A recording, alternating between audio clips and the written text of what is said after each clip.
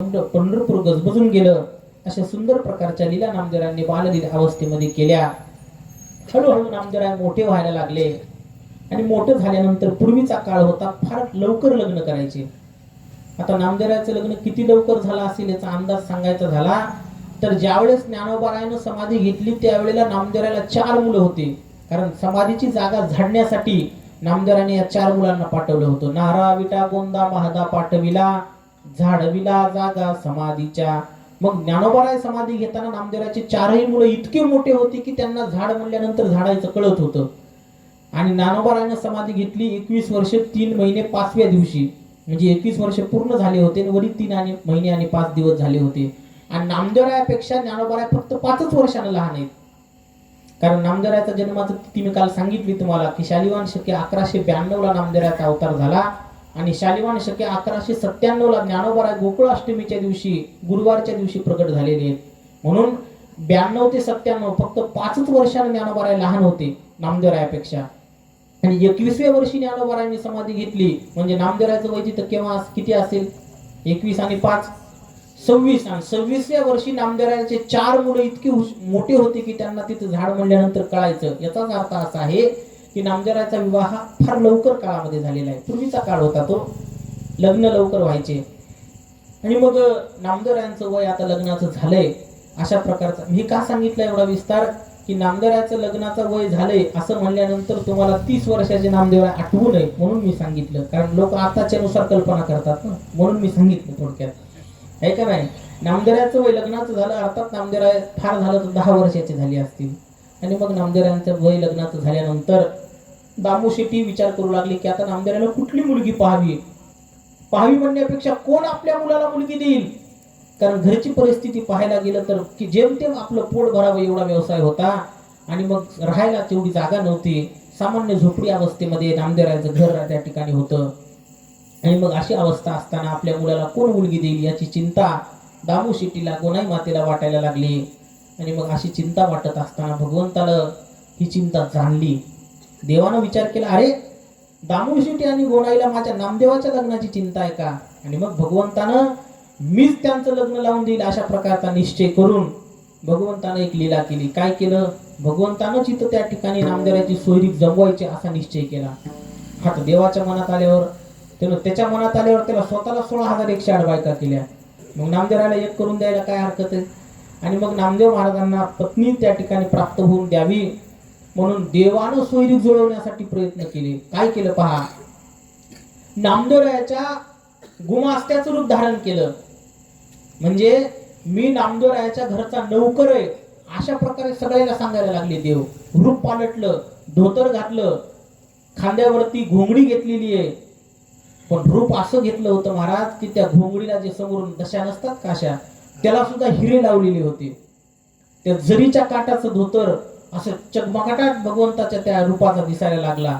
आणि ज्यावेळेस नामदेव महाराजांसाठी सोयरीक बघण्यासाठी भगवंत गेले शेजारच्याच गावामध्ये, आता त्या गावाचं नाव आठवत नाही मला, पंढरपूरच्या जवळच एक गाव आहे.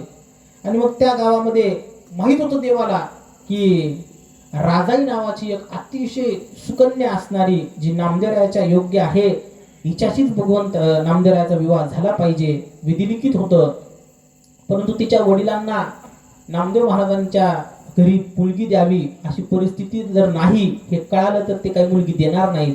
म्हणून भगवंतानं रूप असं घेतलं आणि त्या रूपाद्वारे भगवंत त्या गावामध्ये गेलेले आहेत. गावात गेल्यानंतर जाता जाता जाता बरोबर त्याच घरी गेले जिथे राजाई मातेचा जन्म झालेला होता. आणि मग राजाईच्या घरी गेल्यानंतर कोणी घरात आहे का म्हणून विचारलं. राजाईचे वडील बाहेर आले. पाहतात तर अलौकिक स्वरूप दिसतंय. घोंगडी खांद्यावरती आहे, जरीचं त्या ठिकाणी सुंदर धोतर घातलेलं आहे. असं दिव्य त्या ठिकाणी स्वरूप पाहिल्यानंतर हो या आतमध्ये नेलेलं आहे. आणि मग त्यांना पाहुणचार वगैरे केला. कोण तुम्ही, कुठून आला होता. त्यांनी सांगितलं मी वाटसरू आहे, तहान लागली म्हणून तुमच्या घरी पाणी पिण्यासाठी आलो. मनात म्हणतात तुमच्याच घरी यायचं होतं. म्हणले कशासाठी चालला होता. म्हणले पंढरपूर क्षेत्रात दामू शेट्टीचे चिरंजीव नामदेव महाराज आहेत आणि त्यांच्या विवाहासाठी मी मुलगी पाहण्यासाठी जातोय. तुमचा आणि नामदेवाचा काय संबंध, मी त्यांच्या घरचा काम करणारा गुमास्ता आहे म्हणले. एवढेच शब्द ऐकले फक्त. आणि विचार केला की ज्यांच्या घरचा काम करणाऱ्या व्यक्तीच्या घोंगडीला जर हिरे असतील तर ते मालक कसा असेल. तर हे नामदेवरायांसाठी लग्न जुळवण्यासाठी देवानं केलेली लीला होती. म्हणजे कोण कुळातले नामदेवराय, काय त्यांची वंशावळी. कारण पूर्वी लग्न होताना हे सगळ्या गोष्टी पाहायचे.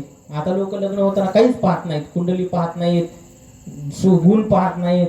आणि मग म्हणतात काय करा महाराज, मेळच बसना. म्हणले कसा बसल, जेव्हा जुळवायचा तेव्हाच मेळ बसला नाही, आता कशाचा मेळ बसते. आता असंच, आता मेळ बसत नसतो. लक्षात ठेवा. आता ही गोष्टी स्पष्ट बोलणं म्हणजे थोडस या काळामध्ये अवघड आहे, पण असू द्या.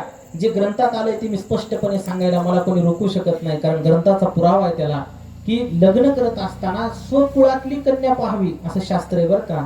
जर कन्या आणि पुत्र हे जर एका कुळातले नसतील तर मात्र वर्णसंकर होतो. आणि वर्णसंकराचं महापाप काय आहे हे ज्ञानोबारायांनी पहिल्या अध्यायाच्या 42व्या श्लोकाच्या खाली विस्तारपूर्वक ओवियनमध्ये वर्णन केलेलं आहे. संकरो नरकायैव कुलग्नानां कुलस्य च पतंती पितरो भेषाम लुप्त पिंडोदक क्रियः. शास्त्र काय सांगते मी सांगायलो. आता काय चाललंय मला विचारू नका.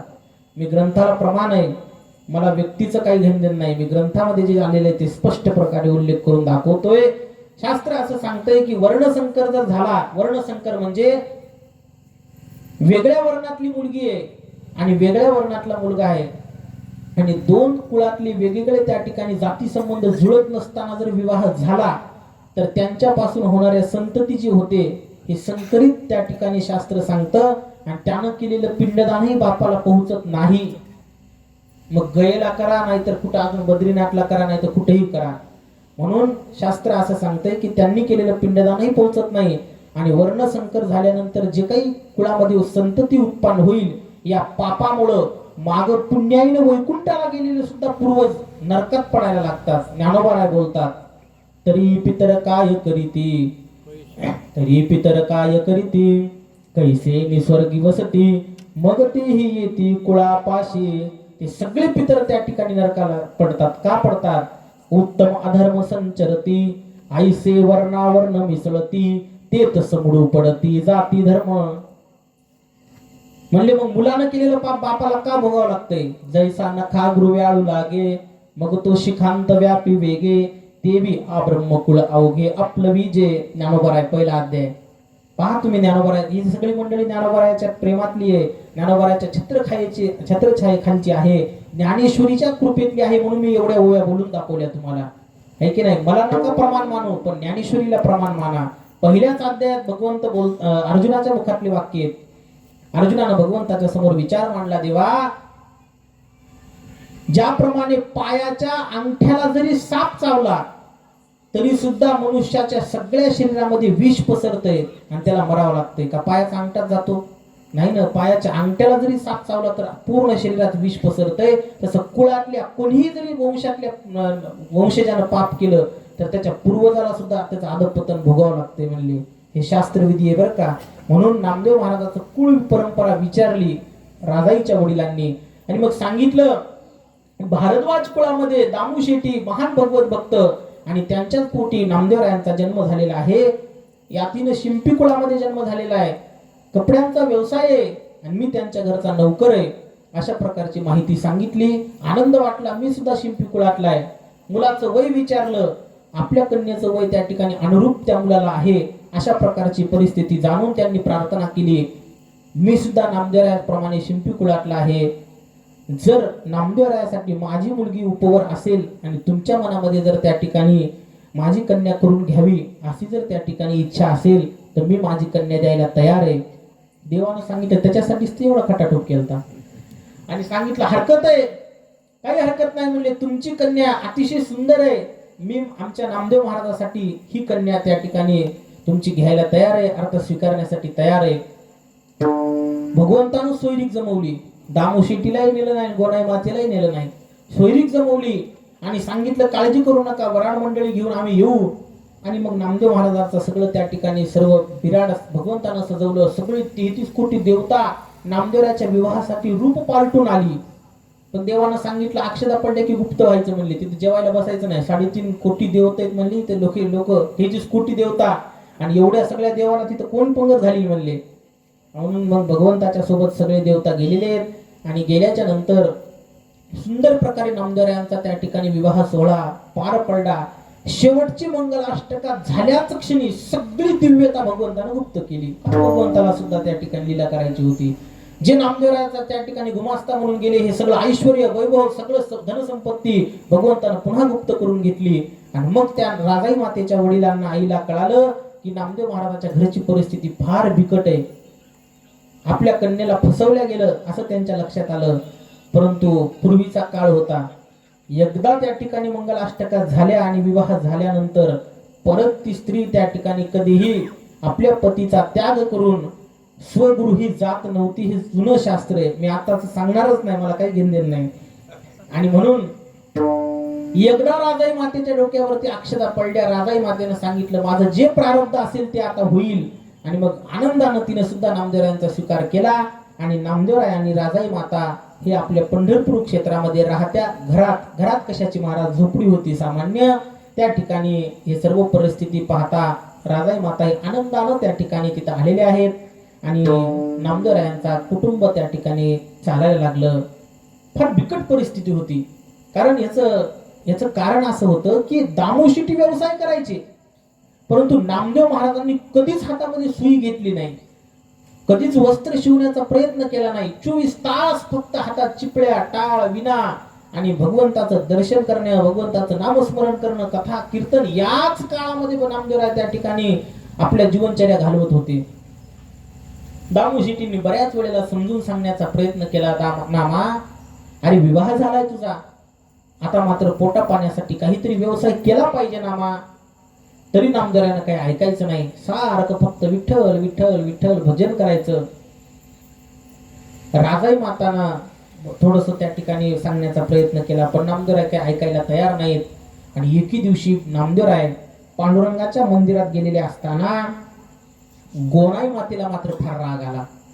आणि गोनाईनं सांगितलं, या काय पांडुरंगानं माझ्या पोराला वेळ लावले, म्हणले लग्न झालं तरी घराकडे लक्ष देत नाही. आणि मग मात्र गोनाई माता रागवल्या.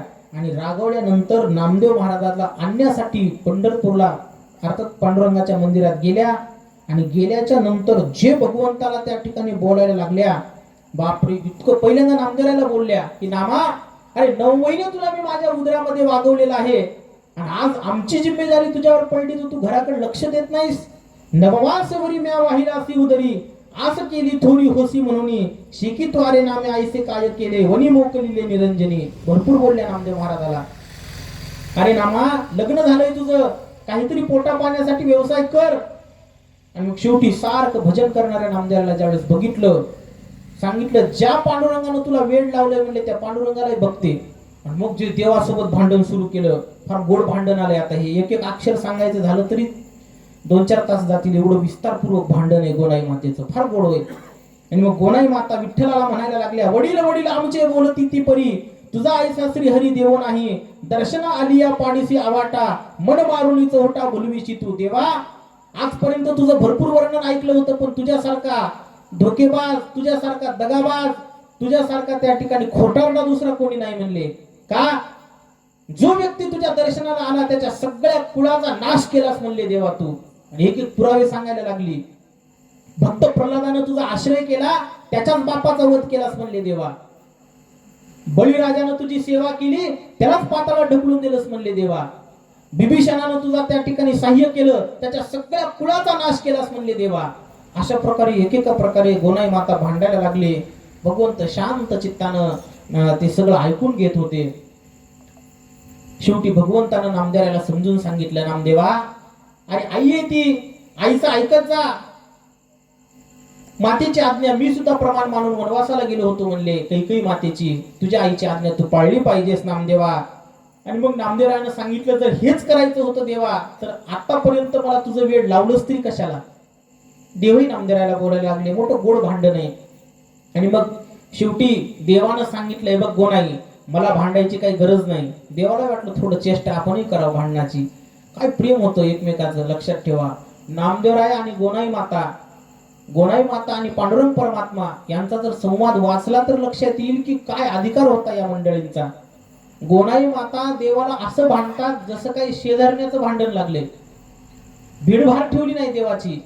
आणि मग भांडण करताना गोनाई सांगितलं, देवा आता ह्याच्या पुढे खबरदार जर माझ्या नामदेवाकडे वेड लावलंस तर माझा नामा मज देई, जीव देईन तुझे पायी.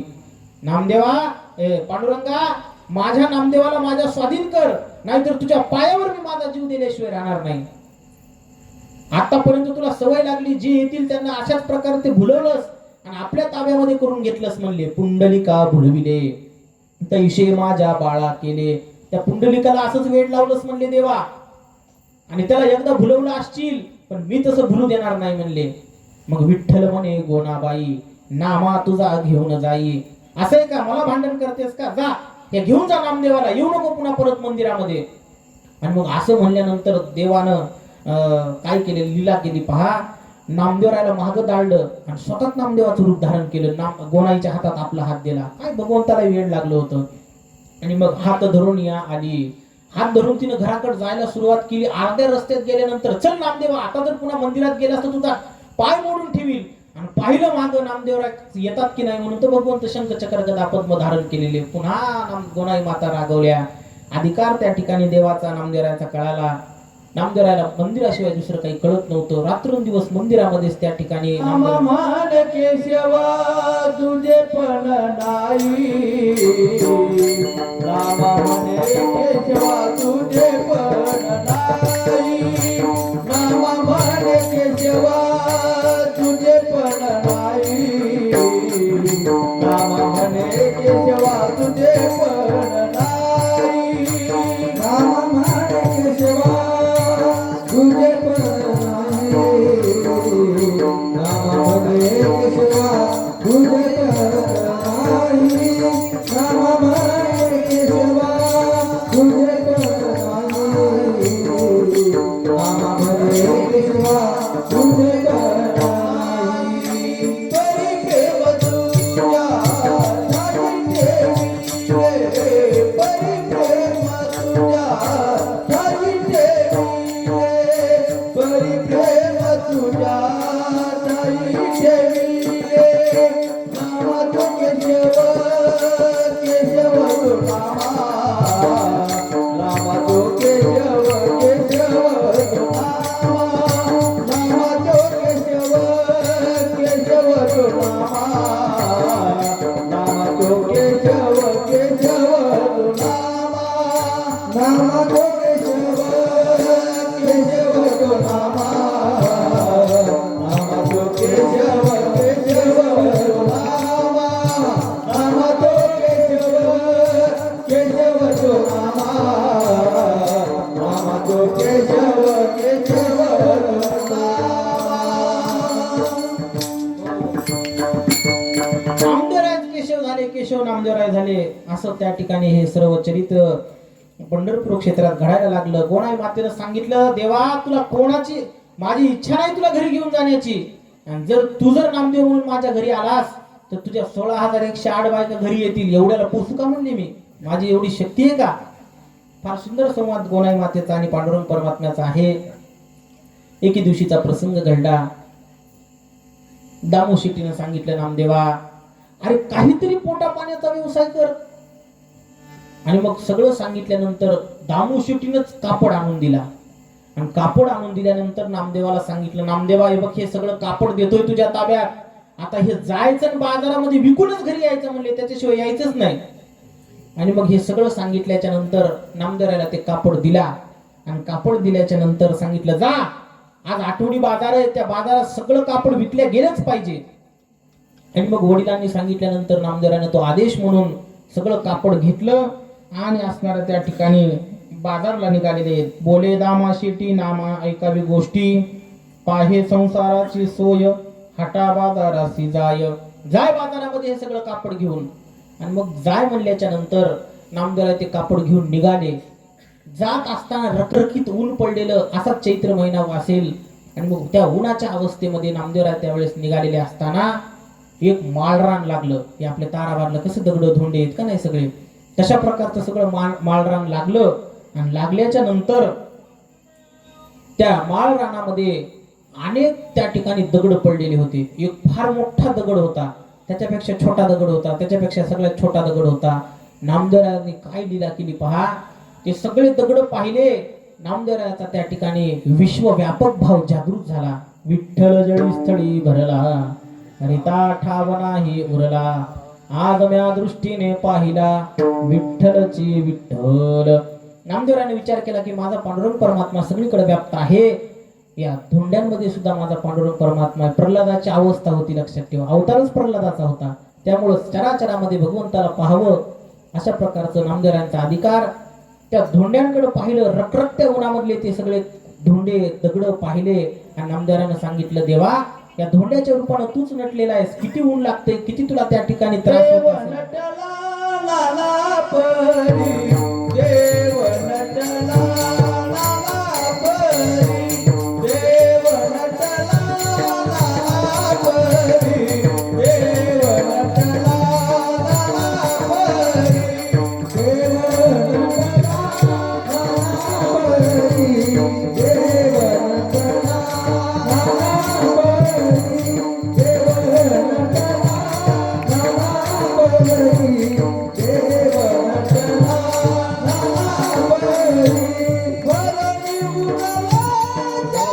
नटला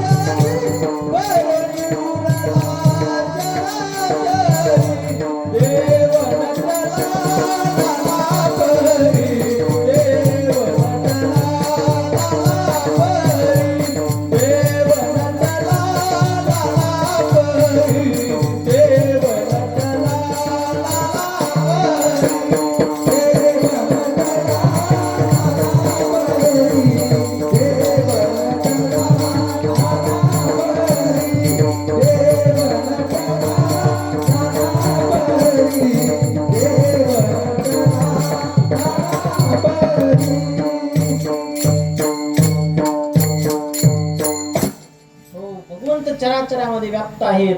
आणि मग नामदेव महाराजांनी त्या सगळ्या धोंड्यांकडे पाहिलं, दगडांकडे पाहिलं, गेलेले. आणि गेल्याच्या नंतर त्या सगळ्या धोंड्यांना बोलायला लागले. काय ती निरागसता असतील नामदेव महाराजांची. उगनाय देव ताब्यात येईल, तुका म्हणे भोळा, जिंकू जाणे कळी काळा. भोळा शब्दाचा अर्थ बावळट असा होत नाही. भोळा शब्दाचा अर्थ होतो की चराचरामध्ये पाहत असताना जो निरागस भावनेनं सर्वांना पाहतो, द्वेष बुद्धी ठेवत नाही, त्याला भोळा म्हणतात. आपल्या इथे भोळा म्हणजे ज्याला काही कळत नाही, खायला गेलं तरी सुधरत नाही, अंगावरचे कपडे ज्याचे वाकडे तिकडे झाले, त्याला भोळा म्हणतात. भोळा म्हणजे तसा नाही, तो बावळट आहे. भोळा शब्दाचा अर्थ भगवंत भोळे, शिव भोळा चक्रवर्ती. ते काय बावळट आहेत का? बावळट नाहीत. मग चराचराकडे पाहण्याची जिची समदृष्टी आहे ना, त्याला भोळा म्हणतात. जो कोणाकडेच रागद्वेषानं पाहत नाही, तो भोळा आहे. आणि मग नामदेव महाराजांनी ते निरागस चेहऱ्यानं सगळ्या दगड्या धोंडाकडे पाहिलं. अरे तुम्हाला किती ऊन लागत असेल रे, एवढ्या उन्हामध्ये तुम्हाला किती त्रास होत असेल रे. म्हणून एक मोठा धोंडा होता. नामदेवरायानं त्याला नाव ठेवले, ओ गणोबा महाराज, तुम्हाला किती ऊन लागत असेल, इथं कपडे सुद्धा नाहीत म्हणले तुमच्या अंगावर, थांबा मी देतो कपडे तुम्हाला. आणि मग नामदेवरायानं जे मोठं कापड होतं की नाही धोत्रासारखं, ते सगळं त्याच्या अंगावर पांघरलं. ते मुंज्याला घालतात ना लोक असं नेताना. आणि मग ते सगळं पांघरलं. हा गणोबा महाराज, मी तुम्हाला हे कापड दिलंय, पण माझ्या वडिलांना सांगितले पैसे दिल्याशिवाय कोणाला द्यायचं नाही, म्हणून तुम्हाला पैसे द्यावे लागतील बरं का. मग ते काही बोलच ना, धोंडाच होता, ते काय बोलणार आहे. बरं बरं बरं, मला लक्षात आहे, तुम्ही गपचूप बसलात ना, म्हणजे तुमच्याकडे पैसे नाहीत म्हणून शांत बसलात. आता तुमच्याला ऊन लागायले म्हणून तोपर्यंत देतो मी उधार, पण पुढच्या बाजारात आल्यावर पैसे द्यावे लागतात बरं का तुम्हाला. महाराज काय निरागसता असेल. हे सगळं चरित्र लिखाण स्वरूपात आहे बरं का नामदेवराच्या गात्यात. काही पदरचं अक्षर नाही, सगळं लिखित स्वरूपातले चरित्र आहे, विस्तारपूर्वक वर्णन आले. आणि मग कपडे घातले. बघा पैसे द्यावे लागतील, नाही दिले तर. आणि मग बाजूला दुसरा एक छोटा धोंडा होता. त्याला सांगितलं, ओ धोंडोबा सावकार, तुम्हाला मी जामीन म्हणून इथं ठेवतो, यानं जर पैसे नाही भरले तर तुम्हाला द्यावं लागतील बरं का. तुम्ही उघडेच आहेत का, थांबा हे कपडे घ्या. त्याच्या अंगावर कपडे घातले. गोनोबा, धोंडोबा, दगडोबा, गोटोबा, त्या नाव त्यानं ठेवले स्वतः नामदेवरायानं. आणि धोंडे दगड तिथल्या सगळ्या बारीक धोंड्यापासून कानटोपी घालायची छोट्या दगडाला, मोठ्या दगडाला धोतर पांघरायचं, असे सगळे कपडे त्या सगळ्या दगड्या धोंडाला घालून टाकले. सुंदर कपडे, नवीन बाजारात विकायचे कपडे नामदेवरायानं दगड्यांना धोंडांना घातले. आणि स्वतःच म्हणतात, बघा बरं का पैसे दिले नाहीत तुम्ही, ह्या धोंडोबाला मी जामीन ठेवलंय, गणोबा सावकार या सगळ्याच्या वतीने हे पैसे तुम्हाला द्यावे लागतील, आणि नाही दिले तर मी धोंडोबा उचलून घेऊन जाईल. आता मी चाललो घरी, पुढच्या बाजारात येईल परत. आणि मग नामदेवराय तिथून वापस निघाले. दामू शेट्टीनं पाहिलं, आत्ताच गेलं होतं म्हणजे 2 घंटे झालं, हे लगेच आलं. एवढे कपडे विकायला तर कधी कधी मला 2-3 बाजार लागतात म्हणले. आणि विचारलं, नामदेवा हे एवढे वस्त्र काय केले म्हणले तू? सगळेच विकले म्हणले. वा वा वा वा, आतापर्यंत कधी मला जमलं नाही एवढे वर्ष जमा करून. एवढे विकले का? हो. कुठे आहेत पैसे? नाही म्हणले, उधारीचा व्यवसाय केलाय. काय करा. दामू शेट्टीनं सांगितलं, उधारीचा व्यवसाय कशाला केला पहिल्यांदाच? बरं ठीक आहे. दामू शेट्टीला वाटलं व्यवसाय करीतच नव्हतं, त्याच्यापेक्षा उधारीचा का होईना व्यवसाय केला म्हणले. बरं कोणाला विकले? म्हणले गणोबा सावकार होते, त्या सगळे त्यांच्या कुटुंबातले लोकांना दगड ते आपले कपडे घातले म्हणले मी, आणि जामीन ठेवले धोंडोबाला, पुढच्या बाजारात पैसे देतो म्हणून. त्याला वाटलं आता हे पहिले नावही होते महाराज, दगडोबा, कचरोबा, धोंडोबा असे. त्याला वाटलं असेल कोणीतरी ते पाटील वगैरे नाव असतील द्यायचे हे. बरं नामदेवा पुढच्या बाजारात जाऊन पैसे घेऊन या बरं का? हो म्हणले, काही हरकत नाही.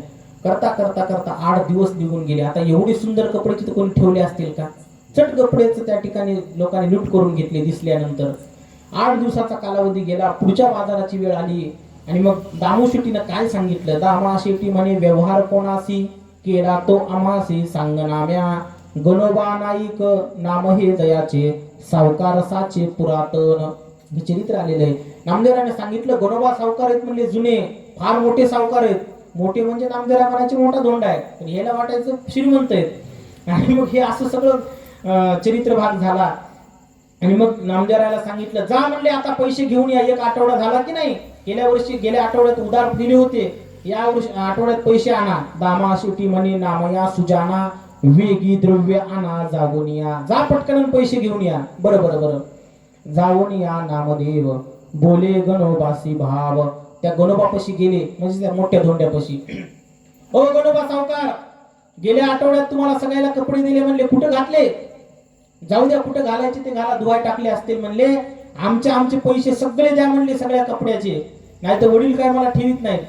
आणि नाही पैसे दिले तर मी इथून तुम्हाला घरी नेईन बरं का. त्यांना सांगा काय सांगायचं ते. शेवटी ते गणोबातनं महाराज धोंडोबाच ते सगळे काहीच बोलणार. आणि मग ते बाजूचा धोंडोबा होता की नाही, त्याला जामीन ठेवलं होतं नामदेवरायनं. तुम्हाला जामीन ठेवलं होतं म्हणले, मी ह्यानं पैसे नाही दिले तर तुम्हाला द्यावं लागतील म्हणून. ती शांतच. असं आहे का? पलटी मारली तुम्ही, देत नाहीत आमचे पैसे, आता माझे बाबा तुम्हाला फार मारतील म्हणले, चला घरी आमच्या आता. आणि मग नामदेव महाराजांना ते मोठा धोंडा जे होता की नाही सावकारच्या बाजूला ते जामीन ठेवलेला, त्याला घरंगळत असं ढकलीत घरात आणलं. दामू शेट्टी कुठेतरी बाहेर गेलेले होते. घरात फक्त राजाई होती, नामदेवरायांची पत्नी. नामदेवराच्या पत्नीला माहीतच होतं की हे नामदेव महाराजांनी काहीतरी विचित्रच त्या ठिकाणी कारभार केलेला असेल. आणि मग ते मोठाच्या मोठा धोंडा घरात आणला, कसा तरी लोटीत घराच्या दरवाजातून आत टाकला, आणि मधल्या घरामध्ये जाऊन त्या दगडाला टाकून बाहेरून कडी लावून घेतली. आणि कडी लावल्याच्या नंतर कुलूप आरगळा घालून कोटडीसी घातले धोंड्यासी बंदीखाने. हे नामदेवराच्या गात्यातलं चरित्र आहे बरं का. हे म्हणतात तुम्ही हे एवढं असं चरित्र कुठं असतंय का? आता हे चरित्र नामदेवराच्या चरित्र भागात आले, त्यांनी स्वतः लिहून ठेवले, पुन्हा हे त्यांनीच लिहून ठेवलं हे चरित्र. आणि मग गोनाई दामा शेट्टी नव्हते तेव्हा घरी, गेली भीमा तिरी स्नानाला गे. हे सगळे स्नानाला गेले होते, एकटी राजाई घरी होती. आणि मग दामू शेट्टी नसताना, गोनाई माता नसताना, राजाई माता असताना नामदेवरायाने ते धोंडा घरामध्ये कोंडल्याच्या नंतर त्या राजाने तर कपाळालाच हात लावला. काय करावं काय नाही म्हणले. कधी नाही ते व्यवसाय करायला गेले, पण आहे ते भांडवल जप्त करून आले म्हणले, आणि धोंड्याला घरात आणून कोंडले. आणि मग ते धोंडा कोंडला. बाबा आई घरी नाही म्हणून गेले नामदेवराय त्या ठिकाणी मंदिरामध्ये निघून. आता सांगितलं बाबा आले तर त्याला सांगा जामीन असणारा धोंडोबा आणून ठेवलाय, त्याच्याकडून पैसे मागा म्हणावं. राजाही माता रडायला लागल्या, काय करावं आता. नामदेवराय गेले मंदिरामध्ये निघून. काही वेळानं त्या ठिकाणी दामू शेट्टी गोनाई माता आलेल्या आहेत, आणि विचारलं की आला का नामदेव घरी. आणि मग तिनं सांगायला सुरुवात केली, काय सांगावं मामाजी. ऐका हो मामाजी, पुत्राजीची मात धोंड्याशी घरात कोंडी येले. तिने सांगितलं मामाजी काय सांगावं म्हणले, तुमच्या मुलानं. आता ही अशीच भाषा असते भांडणामध्ये. नवरा बायको जरी असले तर काय झालं, संत असले तरी काय झालं, आहे का नाही. ऐका हो मामाजी, पुत्राजीची मात धोंड्याशी घरात कोंडी येले. तुमच्या लेकानं काय केलंय, बघा हे आता किती भाषा कशी बदलली. धोंडा घरात कोणला आहे म्हणले, धोंडा. आणि मग नामदेव महाराजांच्या वडिलांनी ते कुलूप काढलं, आत बघितलं ते धोंडा दिसतोय. असा राग आला महाराज दामू शेट्टीला, जा आणि नामदेवाला बोलवून आणा. आणि मग नामदेवाला बोलवायला गेले, नामदेवाला घरी बोलवलं. आणि घरी बोलवल्याच्या नंतर सांगितलं, नामदेवा हे काय केलं म्हणले तुम्ही. आणि मग काय केलं म्हणल्यानंतर, ऐका दामा शेट्टी सांगतो तुम्हासी, द्रव्य ही कुळासी मागून घ्यावे. मालधनी आलो घेऊन या घरा, तुम्ही का दातारा गांजी तसा. नामदेव म्हणे धोंडवा नायका, मिती आणि पैका द्यावा वेगी. नामदेवरायला सांगितलं, बाबा मला कशाला ओरडता म्हणले, यालाच कपडा विकला होता म्हणले मी, आणि याला जामीन ठेवलं होतं मी की जर पैसे त्या मुख्य मालकाला नाही दिले तर तुला द्यावं लागतील म्हणून, याला पैसे मागा म्हणले. मला काही बोलायचं नाही, त्याच्यासमोर गिरायकाला घेऊन आलो ना, याच्याकडून मागा म्हणले पैसे. आणि मग महाराज काय करावं, दामू शेट्टीने सांगितलं, नामदेवा त्याला पैसे मागायचे म्हणतात ना, ठीक आहे म्हणले, हरकत नाही, तुम्ही हे कुलूप घ्या. पुन्हा कुलूप लावलं होतं त्या दामू शेट्टीने दगड बघून. राग काय करतील महाराज. आणि मग ते चावी दिली नामदेवरायाच्या हातात आणि सांगितलं, खोला म्हणले कुलूप आणि जा आणि मागा म्हणले तुम्ही पैसे, मला हातात पैसे आणून द्या, तुम्हीच मागा. असं का बाबा, हरकत नाही, मी पैसे मागून देतो म्हणले, त्याला काय. आणि मग नामदेव महाराजांनी ती चावी घेतली, कुलूप खोललं, आतल्या कोठडीत ठेवलेलं त्या ठिकाणी जे धोंडा होता. चला म्हणले बाबा, शिव्या द्यायले तर आतमध्ये लपून बसलात का, चला बाहेर आता सामोरं जावं लागते म्हणले. पैसे द्यायला म्हणले की नको वाटते म्हणले, फुकटचे कपडे घेतले सगळे आणि लोटीत लोटीत धोंडा बाहेर आणला. पांडुरंगाला चिंता लागली, नामदेवाच्या हातून जर अशा प्रकारचं कृत्य झालेलं आहे, आता जर दामू शेट्टीने हे सगळं दृश्य बघितलं तर नामदेवाची फार बिकट परिस्थिती होईल. सर्व समाज नामदेवाला हसेल, सगळ्या त्या ठिकाणी गावामध्ये नामदेवाची नामुष्की होईल. आणि म्हणून त्या ठिकाणी देवानं काय लीला केली, ज्या क्षणाला नामदेव महाराजांना त्या धोंड्याला हात लावून बाहेर लोटायचा प्रयत्न केला, त्याच क्षणाला नामदेवाचा हात लागल्याबरोबर ते सगळं पूर्ण त्या ठिकाणी जितका कुंटलाचा दगड धोंडा असेल ते 2 हातांनी लोटीत आणला होता नामदेवानं. पूर्ण पिवळा जरद सोन्याचा झाला, 24 कॅरेटचा. काय सामर्थ्य नामदेवाच्या हातामध्ये, लक्षात ठेवा. हा एवढं. मला सांगा, नामदेवरायाचा हात लागल्यावर दगड पोलीस होते, सोनं होते, तर त्या नामदेव महाराजाला काय कमी होतं. परंतु हे सगळं त्यांनी जे अवतार चरित्र केले हे आपल्याला शिकवण म्हणून केलेले, लक्षात ठेवा. आणि मग नामदेव महाराजांना ते धोंडा बाहेर काढल्या बरोबर हे सगळं त्या ठिकाणी सोनं बघितलं. धोंडोबा नामदेवे काढिला बाहेरी, अंतर्बाह्यातकारी सोने झाले. कसा शब्द आहे पहा गात्यामध्ये, अंतर्बाह्यातकारी सोने झाले. नाही तर बऱ्याच वेळेला सोन्याच्या भिंती म्हणून वरून उगं पापुडा लावलेला असते, पाणी दिलेलं, आणि मध्ये सगळे दगडच. पण नामदेवाच्या गात्यात वर्णन आहे की पूर्ण दगड अंतून बाहेरून सोन्याचा झाला, म्हणजे फोडला तरी ते सगळं सोनच. आणि हे सगळं बघितल्याच्या नंतर दामा शेट्टी पाहुणी नामयासी बोले, व्यर्थम्या छळिले तुझ बाळा. अरे नामदेवा, मी उगच तुला छळलं म्हणले, आम्हाला वाटलं तू दगडच घेऊन आलास काय की, लांबून बघितलं ती धोंडाच दिसू लागला म्हणले, आम्हाला काय माहिती धोंडा सोन्याचा आहे म्हणून, असा धोंडा असला तर रोज घेऊन ये म्हणली. आहे का नाही. जावायला इतकाच धोंडा देतात सोन्याचा बाया पहिल्यांदा, आता देत नाहीत, आता ते सोन्याचं नावच नाही राहिलं. हे का नाही. सोनं म्हणलं की आता फक्त सोनं, ते घ्यायचंच नाही आता तिकडचं. धोंड्याचा महिना आलाय, त्यात नवीन लग्न झालेले जावायचं अवघड आहे, आता भेटणार नाही, लय महाग झाले आता. आणि जरी पहिल्याच्या बायानं धोंडे दिले तर त्याचं नाव फक्त धोंडा, पण ते शेंगदाण्यापेक्षा भारी सोन्याचा धोंडा. एवढा आहे का नाही. म्हणतात ना सोन्याचा धोंडा जावायला द्यावा लागते. खरंच एवढा धोंड्याचा देत होते का पहिले. सोनं स्वस्त होतं तेव्हा बी म्हणायचा भाग झाला. पण नामदेव महाराजाच्या हातून ते तेवढं कुंटल 2 कुंटलाचा दगड सगळा सोन्याचा झाला. राजाई गोनाई धावून आली, विनत होऊनी बोलता ती, आम्ही कुटुंब द्रव्य नाही घरी, म्हणून श्रीहरी पावलासी. नामदेवा, भगवंतच पावला म्हणले, काय चांगला व्यापार केलात म्हणले, सोन्याचा धोंडा घरी घेऊन आलात म्हणले, हरकत नाही, आता गपचूप बसा, कोणाला सांगू नका. आणि मग नामदेवानं सांगितलं, नाही नाही नाही बाबा, आई खोटा व्यवसाय मी करणार नाही म्हणले. हा, तुम्ही तेवढ्या कापडाचे मला किती पैसे सांगितले होते म्हणले, इतके आपल्या सगळ्या कापडाचे पैसे होतात, बस तितकेच पैसे ह्या धोंड्याकडून घ्यायचे म्हणले, बाकीचे पैसे आपण घ्यायचे नाही. काय नामदेव महाराजांचा स्वभाव होता. असं सोनं घरात निघाल्यावर ही बातमी काय घरात लपून राहते का. अख्ख्या गावात बातमी पसरली की नामदेवरायाच्या घरी सोन्याचा धोंडा. आणि हे सगळं बातमी पसरत तिथपर्यंत गेली की ज्याच्या शेतात हे सगळे बाळराना धोंडे पडलेले होते, ते शेतकरी तर पळतच आला तिथं. ओ नामदेव महाराज, माझ्या वाडवडिलांनी पूर्वजांनी सोन्याचा धोंडा शेतात पुरला ते घेऊन आलात का म्हणले. किती खोटारडे असतील पहा आता. जबान पलटली. नामदेवा हे सगळं माझ्या वाडवडिलाची संपत्ती आहे म्हणले, तुम्ही घेऊन आलात घरामध्ये, शोभतं का तुम्हाला हे. नामदेव महाराजांना सांगितलं मी त्याला कपडे विकले होते आणि तिने पैसे दिले नाही म्हणून मी घरी घेऊन आलो म्हणले. त्याला वाटलं हे येडच दिसायले, पण जाऊ द्या, पैसे जेवढे कपड्याचे असतील तेवढे आपण देऊ, पण हे धोंडा घेऊन जाऊ म्हणले इथून. आणि सांगितलं ठीक आहे ठीक आहे, ते दगड सगळे माझ्या शेतातले, तुमच्या सगळ्या कपड्याचे पैसे मी देतो. हेनच नेलते घरी सगळे चोट्यानं, कारण ते दगडाचे कपडे कोण नेलते, हेनच नेले होते. आणि मग सांगितलं किती पैसे होतात सांगा तुमचे ना. त्या काळात जे काही पैसे होत असतील ते नामदेवाने सांगितलं. आमचे जेवढे कापड आहे त्याचा इतके पैसे होतात म्हणले, सगळा नफा एवढा होतोय, सगळं सांगितलं. पूर्ण भांडवल किती रुपयाचं आहे, त्याचा नफा आज सांगते का कोणी दुकानदार, सगळं सांगितलं महाराज. एवढे पैसे होतात म्हणले आमचे. बरं बरं बरं, तेवढे पैसे त्या नामदेव महाराजाला त्या शेतकऱ्यानं दिले. हे धोंडा माझा घेऊन जा म्हणले. दामू शेट्टीला राजाईला दुःख झालं, वाटलं जाऊ दे आता ठीक आहे, एवढे आहे तरी पैसे. तेवढे पैसे नामदेवानं घेतले आणि ते धोंडा लुटीत लुटीत त्या ठिकाणी तो शेतकरी घराच्या बाहेर निघाला. जसही नामदेव महाराजाच्या चौकटीतून बाहेर दगड पडला, पुन्हा त्याचा त्या ठिकाणी दगड होत असला. आता वाटू लागलं हे धोंडा उचलावून काळ्या कपाळात हाणावं काय ते. पैसे गेले आणि हाय ते धोंडा पदरात पडला म्हणले. आणि मग मात्र नामदेव महाराजासाठी भगवंतानं ही लीला केली आणि हे सगळे पैसे त्या ठिकाणी नामदेव महाराजाला कपड्याचे प्राप्त करून दिले. आजही नामदेव महाराजाच्या वाड्यात, मी आता जे केशवराजाचं चरित्र सांगितले ह्याच्या आधी, त्या केशवराजाच्या मूर्तीच्या डाव्या बाजूला, आता हे सगळं चित्र माझ्या डोळ्याच्या समोर आहे, तुम्ही जातच नाही त्याला, मी तरी काय करणार.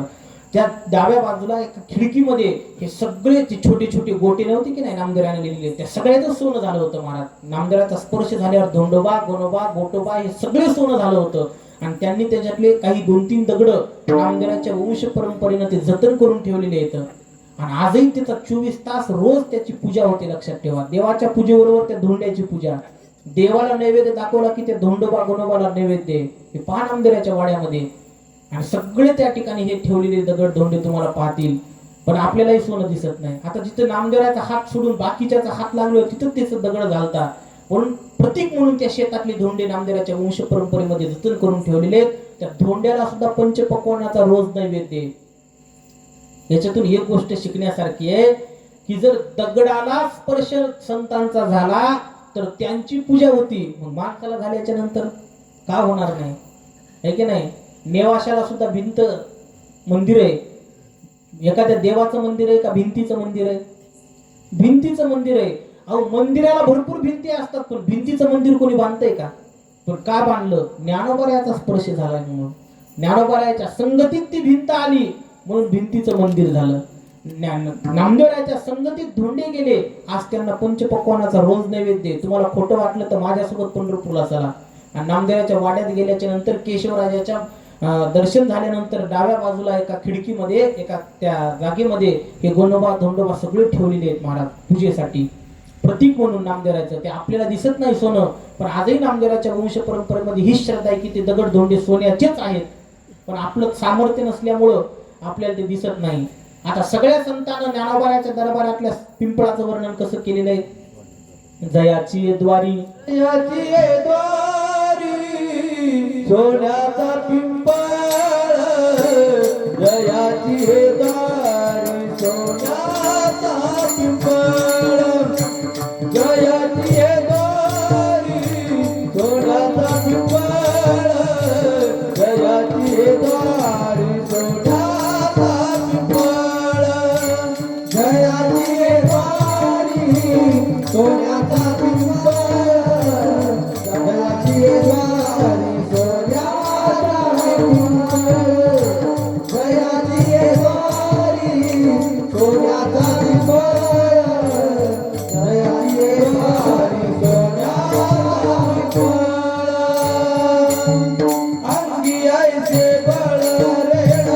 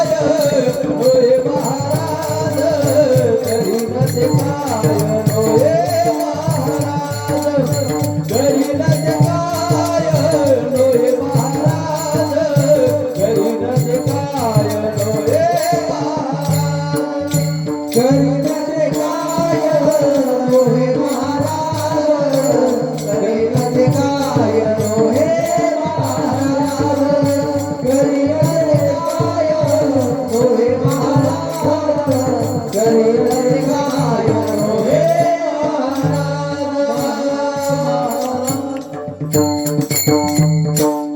आपल्याला सगळ्या संतांनी सांगून ठेवलंय, जयाची द्वारी सोन्याचा पिंपळ, अंगी ऐसे बळ रेडा बोले. बरं तुकोबारायच म्हणतात असं नाही, जयाची द्वारी पिंपळ सोन्याचा, सिद्ध साधकाचा मेळा तेथे. शेणा महाराज, शेणा महाराजांनी केलेलं वर्णन आहे. नामदेवरायांनी सुद्धा एका गात्यात आरतीमध्ये वर्णन केलंय. नामदेव महाराजांनी ज्ञानोबारायाची आरती केली होती, फार गोड आरती आहे. त्याच्यात वर्णन असं आलेलं आहे, म्हैसिक पुत्र केला वाचक वेदाचा, प्रतिष्ठानी गर्भ हरिला विप्रांचा, विशेष अर्थ केला भगवद्गीतेचा, प्रत्यक्ष द्वारी शोभे पिंपळ कनकाचा. कनक म्हणजे सोनं. किती जणांना दिसला? आतापर्यंत आपण आळंदीला किती वेळेस गेलो, पण कोणाला सोन्याचा दिसला? मग सोन्याचा नाहीये का तो? उगाच काही जण कीर्तनकार आकलेचे तारे तोडतात, म्हणजे सोन्याचा पिंपळ शब्दाचा अर्थ सुखाचा पिंपळ होते, अमुक होते. विनाकारण आपली बुद्धी चालवू नये, तशाला तसा त्याचा अर्थ स्वीकारावा. इतिहास माहित पाहिजे. आपल्याला दिसत नाही म्हणून काहीतरी वेगळा अर्थ लावणं हे मूर्खपणाचं लक्षण आहे. का?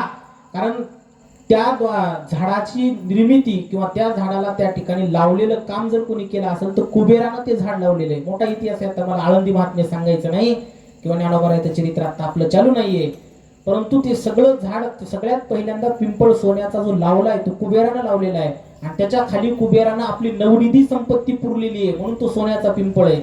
मोठा इतिहास आहे त्या सोन्याच्या पिंपळाचा. त्याचं वर्णन असं केलं नामदेव महाराजांच्या गात्यामध्ये की जर त्या पिंपळाला सोन्याच्या 7 प्रदक्षिणा केल्या तर त्या मनुष्याच्या जीवनात कधीच कर्जानं धन काढायची आवश्यकता पडत नाही. त्याला जितकं धन असेल तेवढं त्याला मरेपर्यंत आनंद देणारं ठरतं.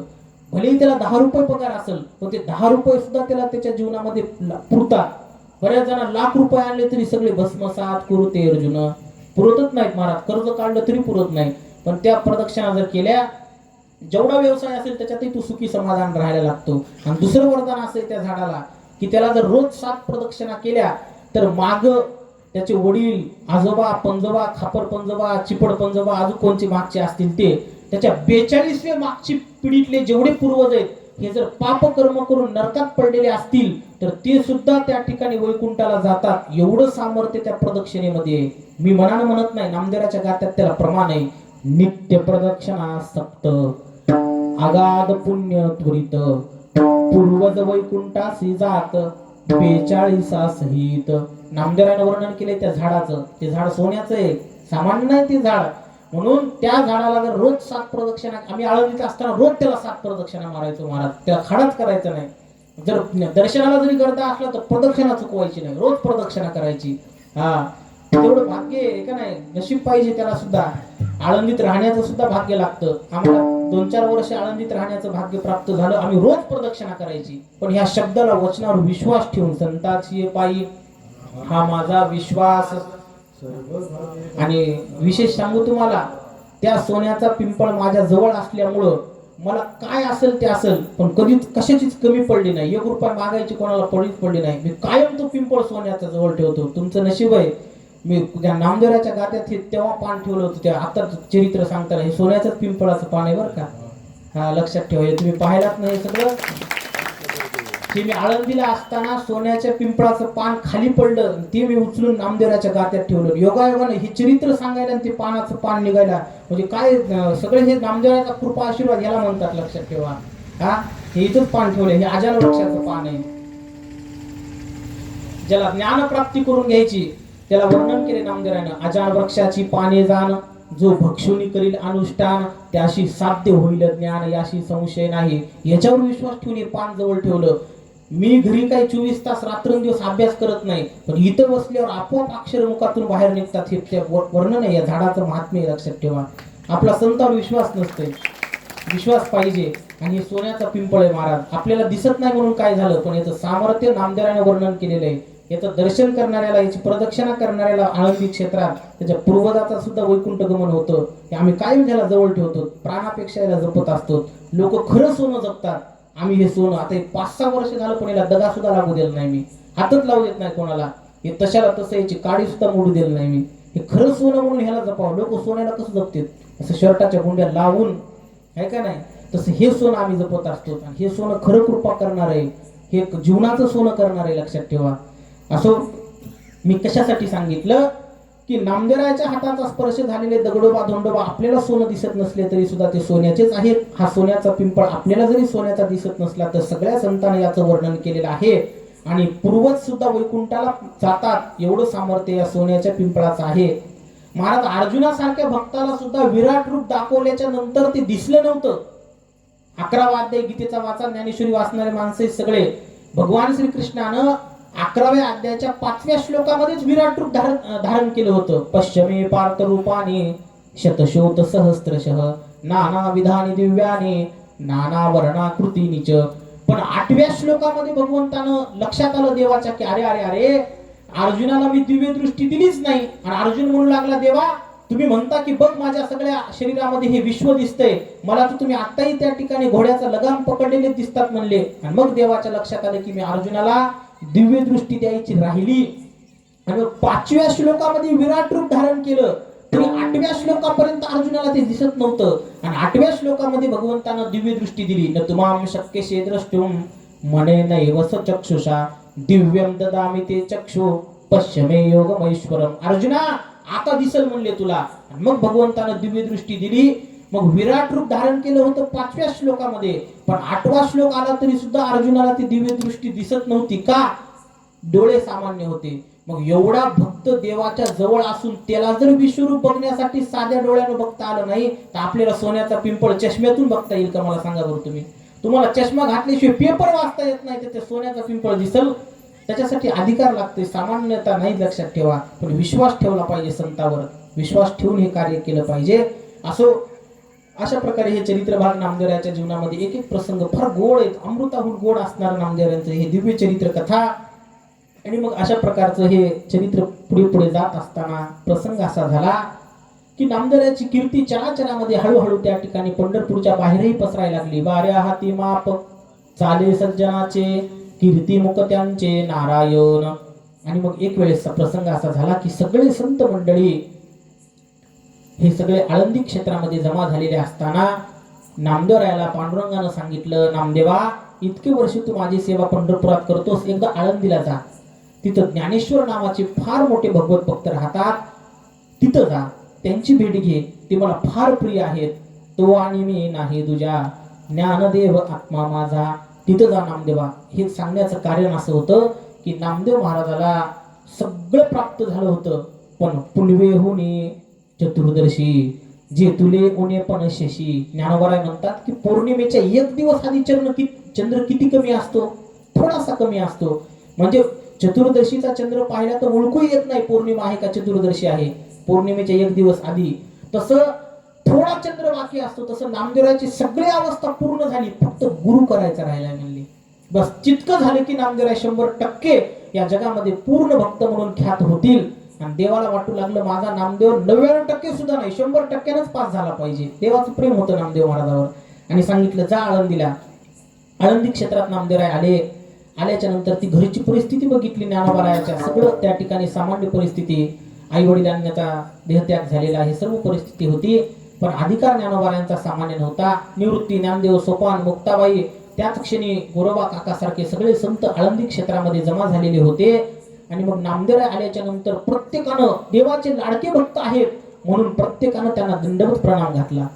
प्रत्येकानं यावं, नामदेवरायाला दंडवत प्रणाम घालावा. नामदेवा तुमचा अधिकार मोठा, तुम्ही सर्वांमध्ये श्रेष्ठ आहात. आणि आता ह्याच्या पुढचं जे काही चरित्र येणार आहे, वास्तविक नामदेवराय हे काल आपण पाहिलं की उद्धवाचा अवतार आहे. आणि उद्धव हा ज्ञानी भक्त आहे. आणि भगवान श्रीकृष्णानं उद्धवाला भागवताचं ज्ञान दिलेलं आहे. एकनाथी भागवतात सगळा संवाद उद्धवाचा आणि कृष्णाचा संवाद आहे.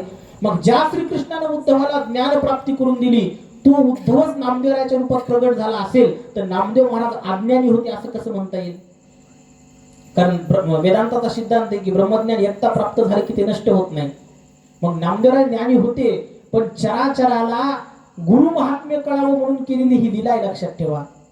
हे सगळं चरित्र, जसं रामचंद्र प्रभूला माहित होतं की रावण येऊन सीता घेऊन जाणार आहे, परंतु ते सगळं नाटक देवाने रडायचं पडायचं हे वनवासात केलं. तसं नामदेवराय ज्ञानी होतेच, परंतु जगत कल्याणासाठी ही लीला आहे भगवंताची, लक्षात ठेवा. संतांची ही अवतार कार्याची लीला आहे. नाहीतर नामदेवरायानं कधी ज्ञानोबारायाचा अपमान करील असं होणार नाही. पण नामदेवरायाच्या चरित्र भागामध्ये तो प्रसंग असा आला, लीला भगवंताची आहे. नामदेवराय आळंदी क्षेत्रात गेले, सगळे लोक नामदेवरायाच्या नमस्कार करायला लागले, दंडवत प्रणाम करायला लागले, पण नामदेवराय काही कोणाच्या दर्शनाला जाईना. आणि मग निवृत्तीनाथांनी दर्शन केलं, ज्ञानोबायांनी दर्शन केलं, सोपानदेवांनी दर्शन केलं, गोरोबा काकानं दर्शन केलं. मुक्ताबाईला सांगितलं माऊलीनं, मुक्ताबाई जा, फार मोठे भगवत भक्त आलेत, दंडवत घाला त्यांना. मुक्ताबाईनं त्यावेळेस स्पष्ट शब्दामध्ये सांगितलं, म्हणे मुक्ताबाई जाईना दर्शना, आधी अभिमाना दूर करा. कशाचं दर्शनाला जाते मी, एवढा अहंकारी पुरुष म्हणले. अहो तसं बोलू नये मुक्ताबाई, अखंड ते देवाच्या शेजारी असतात. मुक्ताबाईनं सांगितलं, अखंड दयाला देवाचा शेजार, कार्य अहंकार केला नाही. मुक्ताबाई जाऊ दे म्हणले, दंडवत घालू नको, पण काही बोलू तरी नको. तिने सांगितलं, मी तर घालणार नाही, तुम्हाला काय करायचं असेल ते करून घ्या. म्हणे मुक्ताबाई घाला लोटांगण, आम्हाला दर्शन न लगे त्याचे. फार बोलल्या महाराज मुक्ताबाई, स्पष्ट वक्त्यानं त्या ठिकाणी बोलल्या. नामदेवरायला थोडासा क्रोध आला, पण शांत बसले नामदेवराय. सभा बसली संतांची, आणि बसल्याच्या नंतर हळूच मुक्ताबाईनं गोरोबा काकाला हाक मारली, का हो काका, काय मुक्ता, काय म्हणतेस, बोल. अहो काका, तुम्ही कुंभार आहात ना? हो. मग कच्च गाडगं कोणतं आहे आणि पक्क गाडगं कोणतं आहे तुम्हाला ओळखता येत असेल? मुक्ता, माझा व्यवसायच कुंभाराचा आहे म्हणले, हेच काम करत मी आता लहानाचा मोठा झालो म्हणले, सगळं कळतं मला. असं आहे का? मग इथं सुद्धा जे मडके त्याच्यातलं कच्चा कोणता आहे पक्का कोणता आहे पहा बरं तुम्ही जरा तपासून. बरं मुक्ता, पाहतो म्हणले. जे नाम त्या गोरोबा काकानं हातात थापटणं घेतलं. नामदेवराय म्हणतात, तिथं तर काही माटही दिसना, लोटाही दिसना, हे कोणतं थापटणं घेऊन काय करते? वास्तविक ते वैराग्य रूपी थापटणं होतं. आणि वैराग्याच्या थापटण्यानं, ब्रह्मज्ञानाच्या थापटण्यानं ते सगळ्या संतांची परीक्षा पाहायला लागले. प्रथम थापटणे निवृत्तीचे माथा, डेरा झाला निका परब्रह्म. पहिलं थापटणं निवृत्तीनाथाच्या डोक्यात मारलं. मारल्याबरोबर त्या ठिकाणी निवृत्तीनाथ शांत चित्तानं बसलेले, हास्य मुद्रा त्या ठिकाणी चेहऱ्यावरती आहे. सांगितलं, मुक्ता, हे त्या ठिकाणी गाडगं फक्त पक्कच आहे असं नाही, पार मुरलेलं आहे म्हणले, ह्याच्यात पाजरायची सुद्धा गरज राहिली नाही म्हणले. मग दुसऱ्यांदा त्या ठिकाणी ज्ञानोबारायाच्या डोक्यात थापटणं मारलं, ते सुद्धा पक्कच. सोपन देवाच्या मारलं, तेही शांत चित्तानं. मग मुक्ताबाईची आली, बारी आली. नामदेवरायाने सांगितलं, काका भेदभाव करू नका, जोरात मारा म्हणले तिथं. म्हणले बोलती ती म्हणली पोरगी. आणि मग मुक्ताबाईच्या डोक्यात थापटणं मारलं. तेची थापाटाने मुक्ताईसी हानी, अमृत संजीवनी उतू आली. मुक्ताबाईच्या मस्तकात मारल्यावर मुक्ताबाई शांत चित्तानं पाहायला लागल्या, हास्य करायला लागल्या. आणि हे पाहिल्याच्या नंतर मग नामदेव महाराजांची बारी आली. तेच थापटणं घेऊन गोरोबा काका नामदेवरायाकडे निघाले. आणि नामदेवरायाकडे निघाल्याच्या नंतर नामदेवराय मात्र चळचळ चळचळ कापायला लागले. बापरे, हे गोरोबा काका म्हणले काही साधा मारत नाहीत म्हणले, एकदा जर डोक्यात बसलं तर मेंदूच फुटून निघेल म्हणले बाहेर.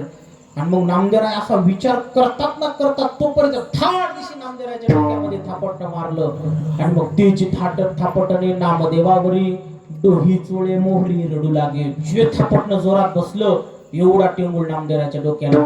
तसंच नामदेवरायचे तिथून त्या ठिकाणी निघाले. मुक्ताबाईनं सांगितलं, काका हे पळून जातंय म्हणले, गाडगं कच्च आहे, लवकर आवाज आपण भाजा म्हणले ह्याला त्या ठिकाणी.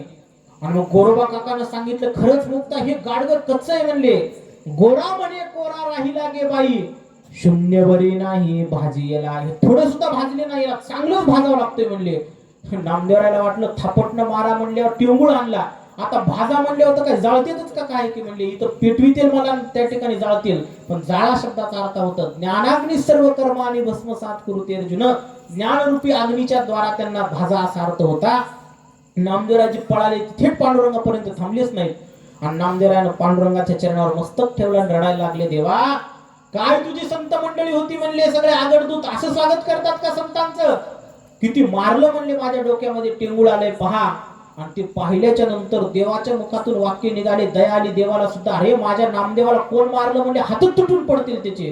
गोरोबा काकाचे हात तुटले महाराज. म्हणजे नामदेवाचा अधिकार काय होता, मान्य देवानंच पाठवलं होतं नामदेवरायाला, परंतु ते नामदेवाला जास्त लागल्यामुळे देवाच्या मुखातून सहज वाक्य, अहो पण देवा असं कसं बोललात म्हणले, ज्यांनी मारलं ते गोरोबा काका आहेत. देवाला वाईट वाटलं महाराज, अरे अरे अरे, पण माझ्या मुखातले हे वाक्य निघाले आणि ते खरे झाल्याशिवाय राहणार नाहीत. म्हणून चरित्र भागामध्ये गोरोबा काकाचे हात गेले.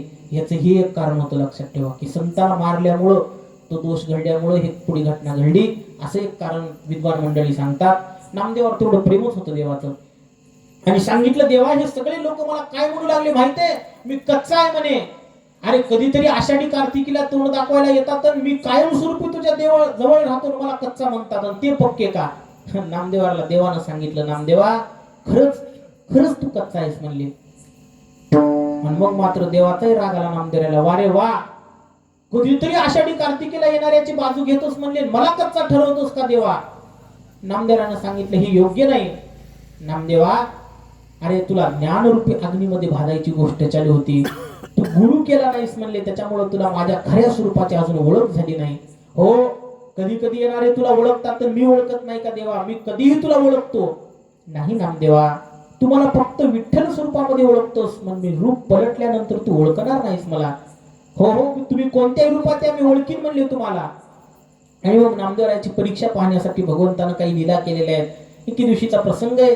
नामदेवराय चंद्रभागेवर स्नान झाल्याच्या नंतर गंध लावत बसलेले असताना भुंग्याच्या रूपात भगवंत आले आणि सारखं नामदेवराच्या कानापाशी भुंग्याचा गुंजाराव सुरू झाला. नामदेवराला गंध लावत असताना थोडस अडचण निर्माण झाली. नामदेवराने तसंच त्या भुंग्याला थापटणं मारलं, थापड मारली. थापड मारल्याच्या नंतर थोड्या वेळाला नामदेवराय मंदिरात आले. देवाचा गाल सुजलेला. अहो देवा, तुमच्या गालात सुजलेसारखं दिसतंय म्हणले. हो म्हणले, मला गालपाडीत मारली म्हणले एका जणांना. बापरे देवा, तुमच्या गालपाडीत मारली? कोण पापी आहे म्हणले, मला सांगा तरी. नामदेवा जाऊ दे म्हणले, भक्तच आहे, आता भक्ताचा मार खावा लागते मला. अरे भक्त कुठं मारत असतात का म्हणले, कळत नाही का अशा भक्ताला? कोण भक्त होता सांगा? तूच होतोस म्हणले नामदेवा. मी केव्हा मारलं देवा?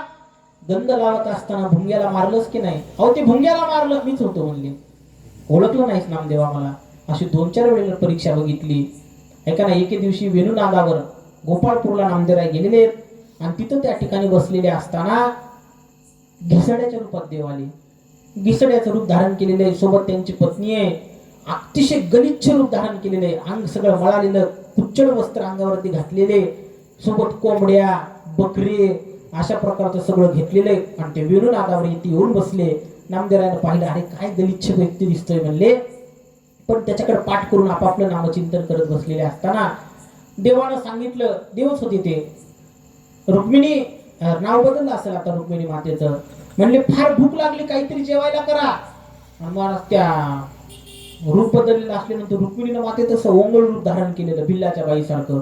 आणि मग तिने सुद्धा 4-5 लाकडं गोळा केले आणि त्याच्यावरती हंडा शिजवायला ठेवला. म्हणले क्या पकाने का, मुर्गी पकाव म्हणले. देवानं सगळं लीला केलेली होती. आणि तिने महाराज ती कोंबडी जितीच धरली त्या भांड्यात ओतली. पण ते इतकं भांड दिसायचं, पण अख्खी कोंबडी गेली तरी ते बुडाला दिसलंय नाही ते भरलेलं. नामदेवराने पाहिलं, बापरे काय विचित्र माणसं आहेत म्हणले, हे जिवंत कोंबडं टाकलं, दया सुद्धा नाही यायला म्हणले. हंडी भरी क्या, नाही भरी म्हणले. दुसरा मुर्गा उठा के डालो, तुम्ही दुसरं कोंबडं मधात टाकलं. हंडी भरी क्या, नाही. बकरा उठा के डालो, तिने शाबीतच बकरं उचललं त्याच्या हंडीत टाकलं. इतकंच हंडा, त्याच्यात अख्खं बकरं गेलं. ते हंडी काही भरली नाही. हंडी भरी क्या म्हणले, नाही भरी. उच्छकुरे कुठं आलो म्हणले. म्हणजे नामदेवराय घाबरले, बापरे मला ताकदीत काय की म्हणले आता. आणि जे तिथून पळाले थेट त्या ठिकाणी पांडुरंगाच्या मंदिरात, पांडुरंगाच्या समोर जाऊन धापा टाकायला लागले. काय झालं नामदेवा? अहो म्हणले, काय सांगावं, विचित्र प्रकारचे लोक जगात निर्माण केले देवा तुम्ही. काय झालं? अहो एक घिसडी आला होता म्हणले, जिवंतच कोंबडीमध्ये टाकू लागला, जिवंतच बकरीमध्ये टाकू लागला. मी पळालो नसतो तर तुम्हाला काही इथे दिसलो नसतो, मला जिवंतच खाल्ला असतं म्हणले त्यानं. त्या हंडी इतकीच म्हणली, पण सगळं त्याच्यात जाऊ लागलं. नामदेवा इथं उपरणं पडलं होतं म्हणले, तुमचं घ्या तुमचं उपरणं. म्हणले तुला कसं काय सापडलं? ती घिसडी मीच होतो म्हणले. हे देवा, असं रूप धारण केलंस का? भक्ताला सांगतोस की तुळशी हार गळा, काशी पितांबर, माळी घाला, तिकडं कोंबड्या बकरे. नाटक होतं नामदेवा, ते सगळं ढोंग होतं. ओळखीलं नाहीस तुम्हाला. म्हणजे 2-4 वेळेला परीक्षा पाहिल्यानंतर सांगितलं, खरंय देवा, तू रूप पालटल्यानंतर मला नाही ओळखू येत. मग हेच ओळखू येण्यासाठी तुला गुरुची कृपा पाहिजे नामदेवा. आणि मग काय करू देवा? जा औंढ्या नागनाथाच्या ठिकाणी जा म्हणले, तुला निश्चित प्रकारे गुरुकृपा प्राप्त होईल. नामदेवराय मजल दर मजल करत औंढ्या नागनाथाच्या क्षेत्राला आलेले. तिथं विसोबा खेचर नावाचे महान भगवत भक्त, अर्जुनाचा अवतार आहे बरं का, ते सांगायचं राहून गेलं काल माझं. गत जन्मातले अर्जुनच या कलियुगामध्ये विसोबा खेचराच्या रूपाने प्रगट झाले. मी काल सगळ्या संतांचे मागचे अवतार सांगितले तुम्हाला, पुनरावृत्ती करत नाही. काल राहून गेलं होतं हे सांगायचं, पण चरित्रामध्ये तो भाग आला. विसोबा खेचर म्हणजे अर्जुनाचा अवतार आहे. आणि मग त्या विसोबा खेचरांचं त्या ठिकाणी महान अधिकार, ब्रह्मज्ञानानं संपन्न, प्रत्यक्ष त्या ठिकाणी मुक्ताबाईचे शिष्य होते. मुक्ताबाईनं विसोबा खेचराला गुरु केलं होतं की नाही, शिष्य केलं होतं त्या मांड्याच्या प्रसंगामध्ये. आता ते ज्ञानोबाचं चरित्र आपल्याला आता पाहायचं नाही. आणि मग विसोबा खेचरांना मुक्ताबाईचा अनुग्रह असल्यामुळं विसोबा खेचर ब्रह्मज्ञानानं संपन्न झालेले होते. विसोबा खेचराला शोधत शोधत नामदेवराय महादेवाच्या मंदिरात गेलेले आहेत. दर्शन करावं म्हणून मंदिरामध्ये आतमध्ये गेले. आता औंड्याचं मंदिर ज्यानं पाहिलं त्याला लक्षात येईल, त्या औंड्याला मध्ये जावं लागतंय असं आतमध्ये. आणि मग मध्ये गेल्याच्या नंतर पाहिलेलं दृश्य त्या नामदेवरायांनी पाहिल्यानंतर विचित्र दृश्य दिसायला लागलं. काय दिसलं की कातड्याचे जोडे पायात असताना दोन्ही पाय महादेवाच्या पिंडीवर ठेवून एक जण झोपलेले. हे अद्भुत दृश्य बघितलं. असा राग आला नामदेवरायाला, ए मूर्खा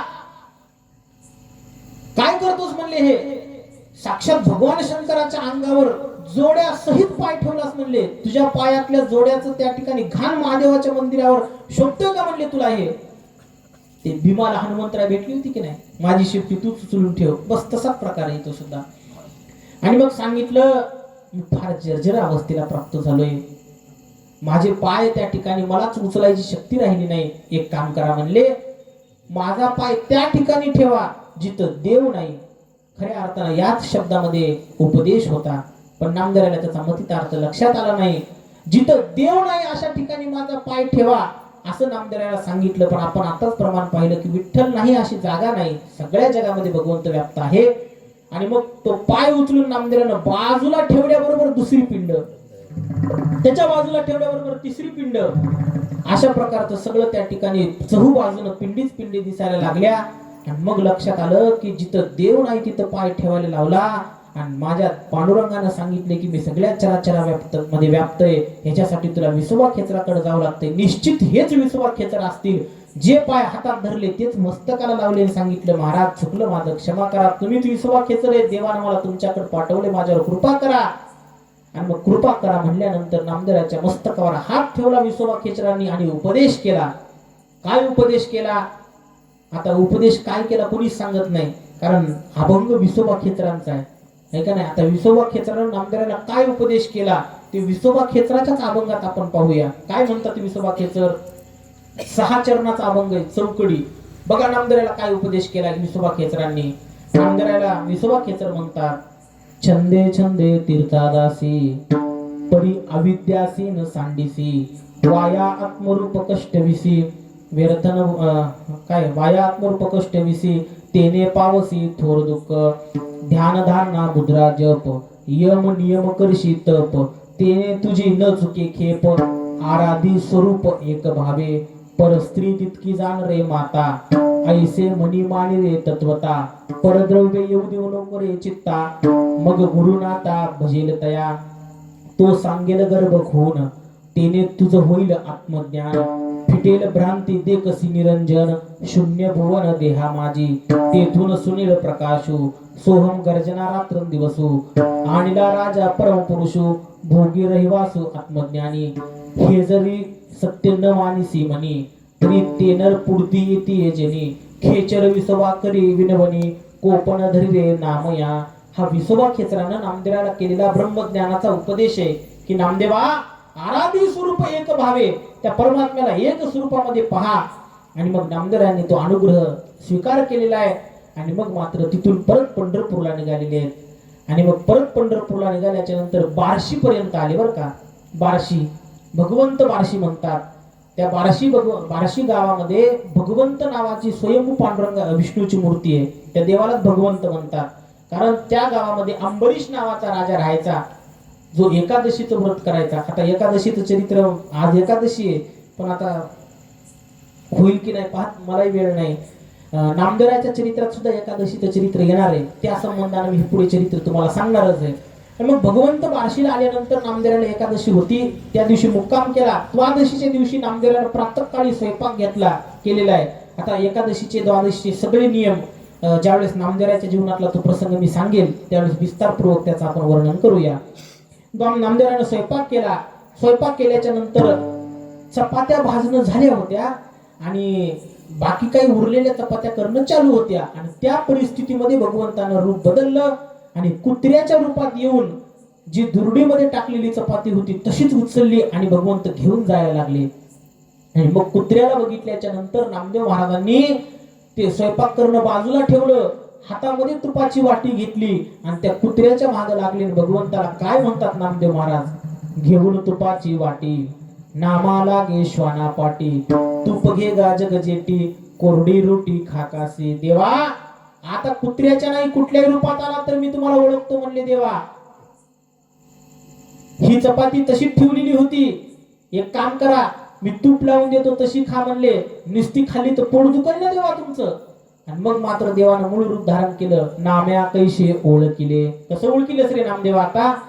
मग सांगितलं की नामा म्हणे खिचर पायी, ओळखी झाली सर्वा ठाई. आता मला माझ्या गुरुकृपेद्वारा सगळ्या चराचरात परमात्मा दिसतोय. विद्या विनय संपन्ने ब्राह्मणे गवी हस्तिनी, शुनीचैव शोपाकेच पंडिता समदर्शिना. हा जनाबाईंचं प्रमाण याला पहा, श्वान समची पंडित जनी म्हणे एकची मात. कुत्रा असेल मांजर असेल सगळ्या चराचरामध्ये माझा देव आहे. ही अवस्था देवा मला प्राप्त झाली म्हणून मी तुम्हाला ओळखलंय. आता नामदेवरायाचा अधिकार पूर्णत्वाला गेलेला आहे.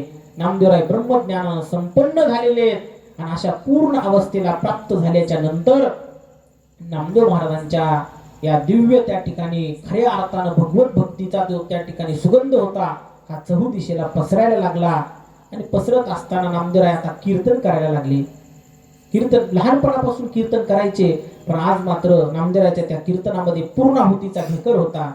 आणि मग हे सर्व काही चालू असताना एके दिवशीचा प्रसंग असा घडला की चंद्रभागेवरती स्नान करून नामदेव महाराज पांडुरंगाच्या मंदिराकडे जात असताना रुक्मिणी मातेचे एकनिष्ठ उपासक असणारे परिसा महाराज भागवत, खरं तर त्यांचं नाव भागवत इतकंच होतं, पण ते परिसा भागवत त्यांना याच्यामुळे नाव पडलं होतं की रुक्मिणी मातेनं प्रसन्न होऊन त्यांना परिस नावाचा त्या ठिकाणी दगड दिला होता.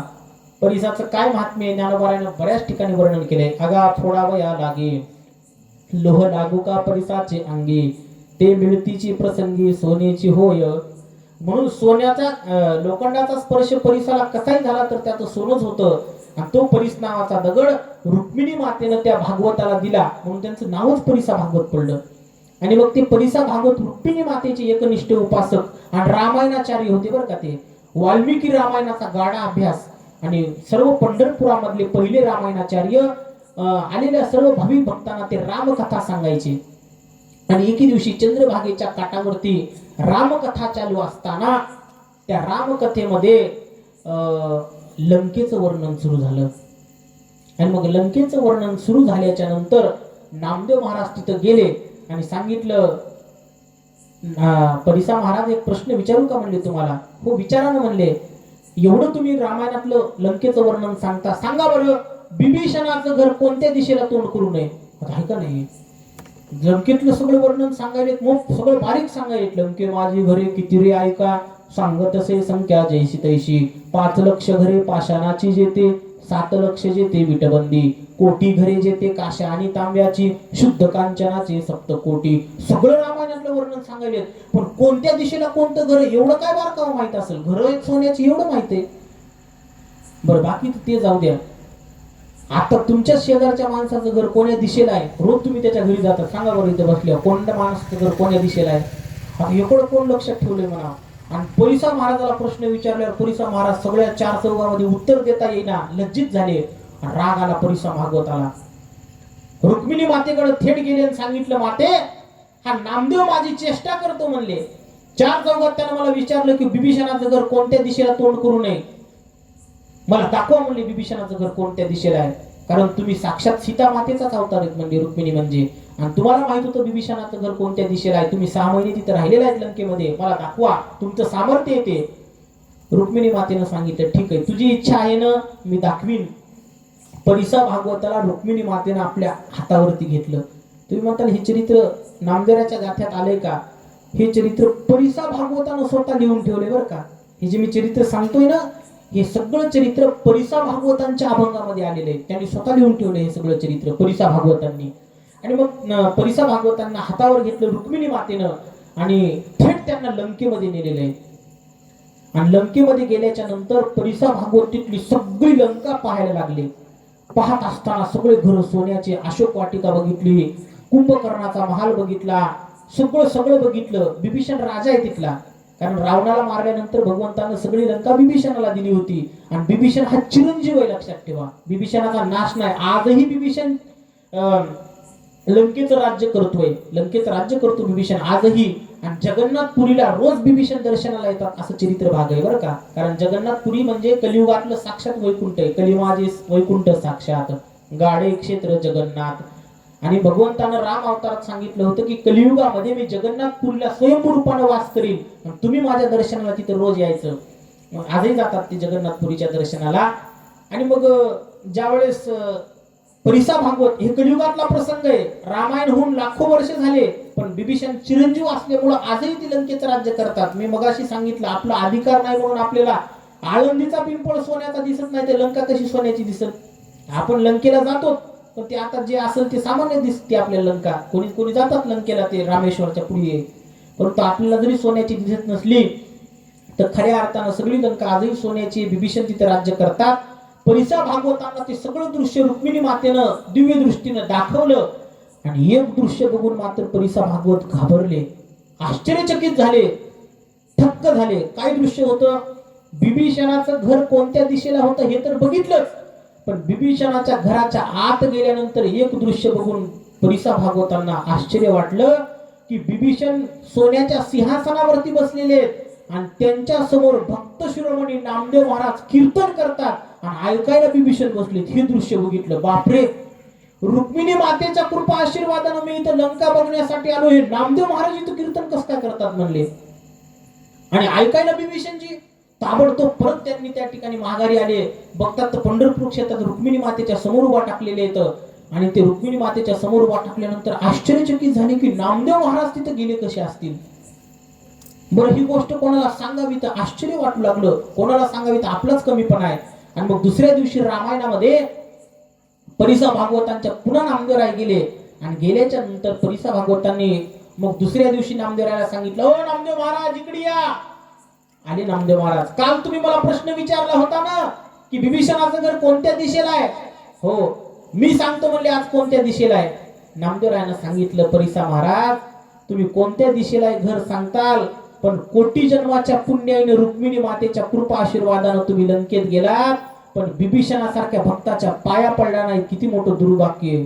त्याला कळालं, वाटलं, आश्चर्य वाटलं त्या परिसा भागवताला सुद्धा. अरे मी बिभीषणाचं दर्शन केलं नाही हे नामदेव महाराजाला कसं कळालं? आणि मग लक्षात आलं की मी जे दृश्य बघितलं होतं ते दृश्य काही खोटं नाही, खरंच नामदेव महाराज तिथं होते. पण हे सांगावं तरी कोणाला? बरं, कोणाला सांगितलं तर पटणार नाही. आणि परिसा भागवताला मात्र थोडंसं आश्चर्य वाटलं, परंतु स्वतःला थोडासा गर्व होता की मी नामदेवरायापेक्षा यातिकुळानं श्रेष्ठ आहे आणि यांच्या कसं त्या ठिकाणी अधिकाराला मान्य करू. परत एक दुसरी घटना घडली. काय घडलं?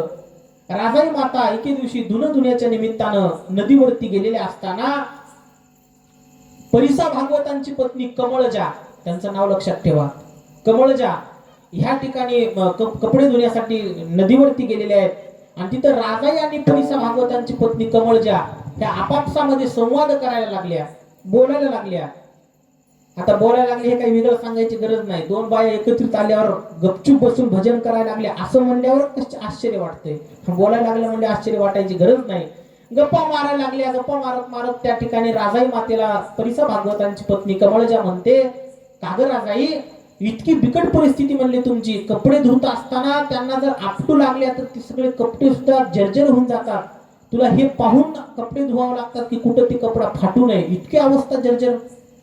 आणि परिसा भागवतांच्या पत्नीच्या कपड्याकडे पाहिलं तर जे मळालेले कपडे ते सुद्धा त्या ठिकाणी चमकल्यासारखे दिसायचे, कारण सगळे जर्जरीत कपडे होते.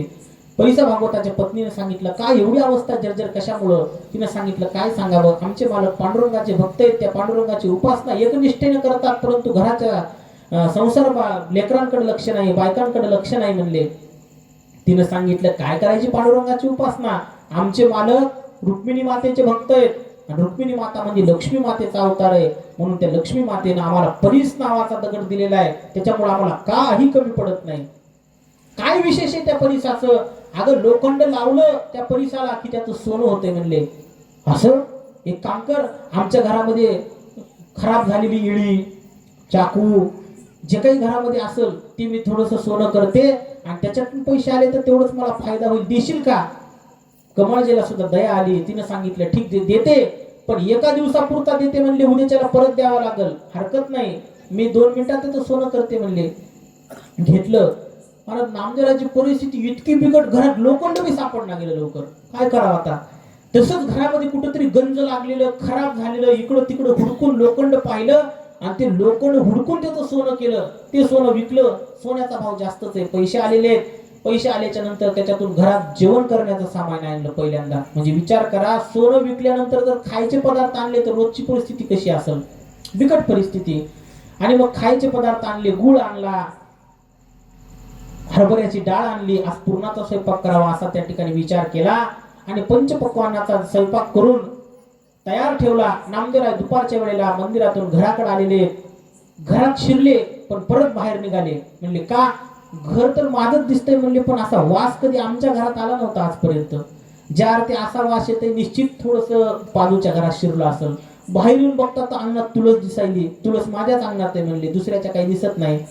लोक शोचे झाडं लावतात पण तुळस लावायला जागा नसती. आहे का नाही? तुळस लावलीच पाहिजे.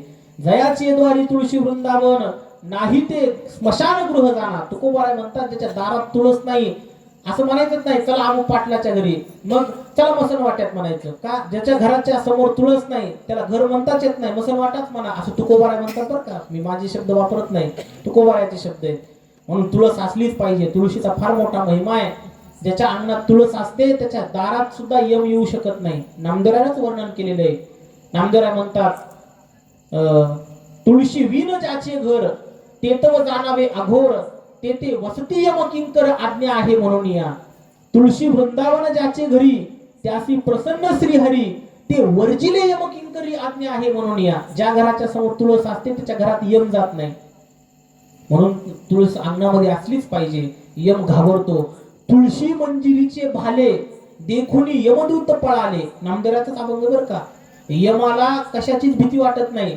तुम्ही बाजूला जर शस्त्र अस्त्र घेऊन झोपलात, म्हणले मला यम जर न्यायला आला तर त्याला चाकूच खुपशील, काही घाबरत नाही ते. चाकू, भाले, तलवारी, बंदुकी जरी बाजूला ठेवल्या तरी ते यमाला त्या ठिकाणी काही फरक पडत नाही.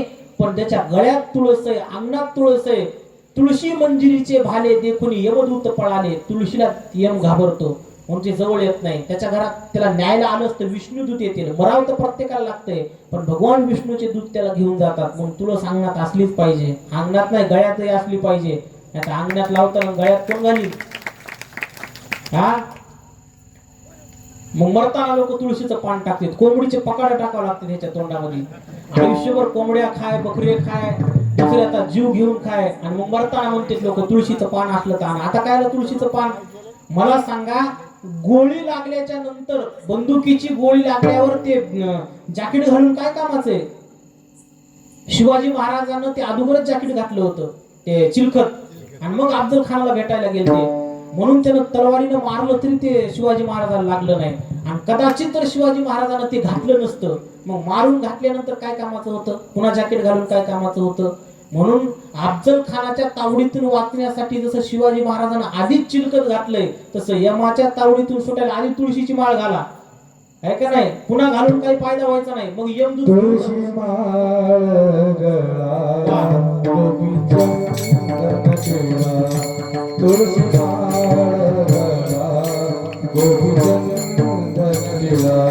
तुळशी माळ गळा, गोपीचंदन टिळा. तुळशी माळ गळा, गोपीचंदन टिळा. तुळशी माळ गळा, गोपीचंदन टिळा. तुळशी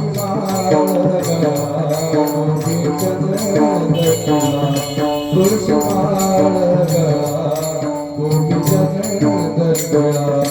तुळशी माळ गळा, गोपीचंदन टिळा.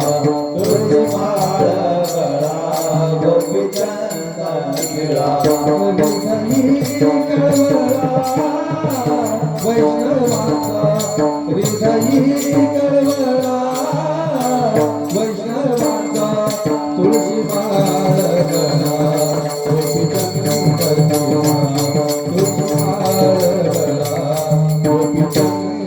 टिळा हृदयी वळवळा वैष्णवाचा हृदयी वळवळा वैष्णवाचा तुळशी माळ करा तुळशी माळ करा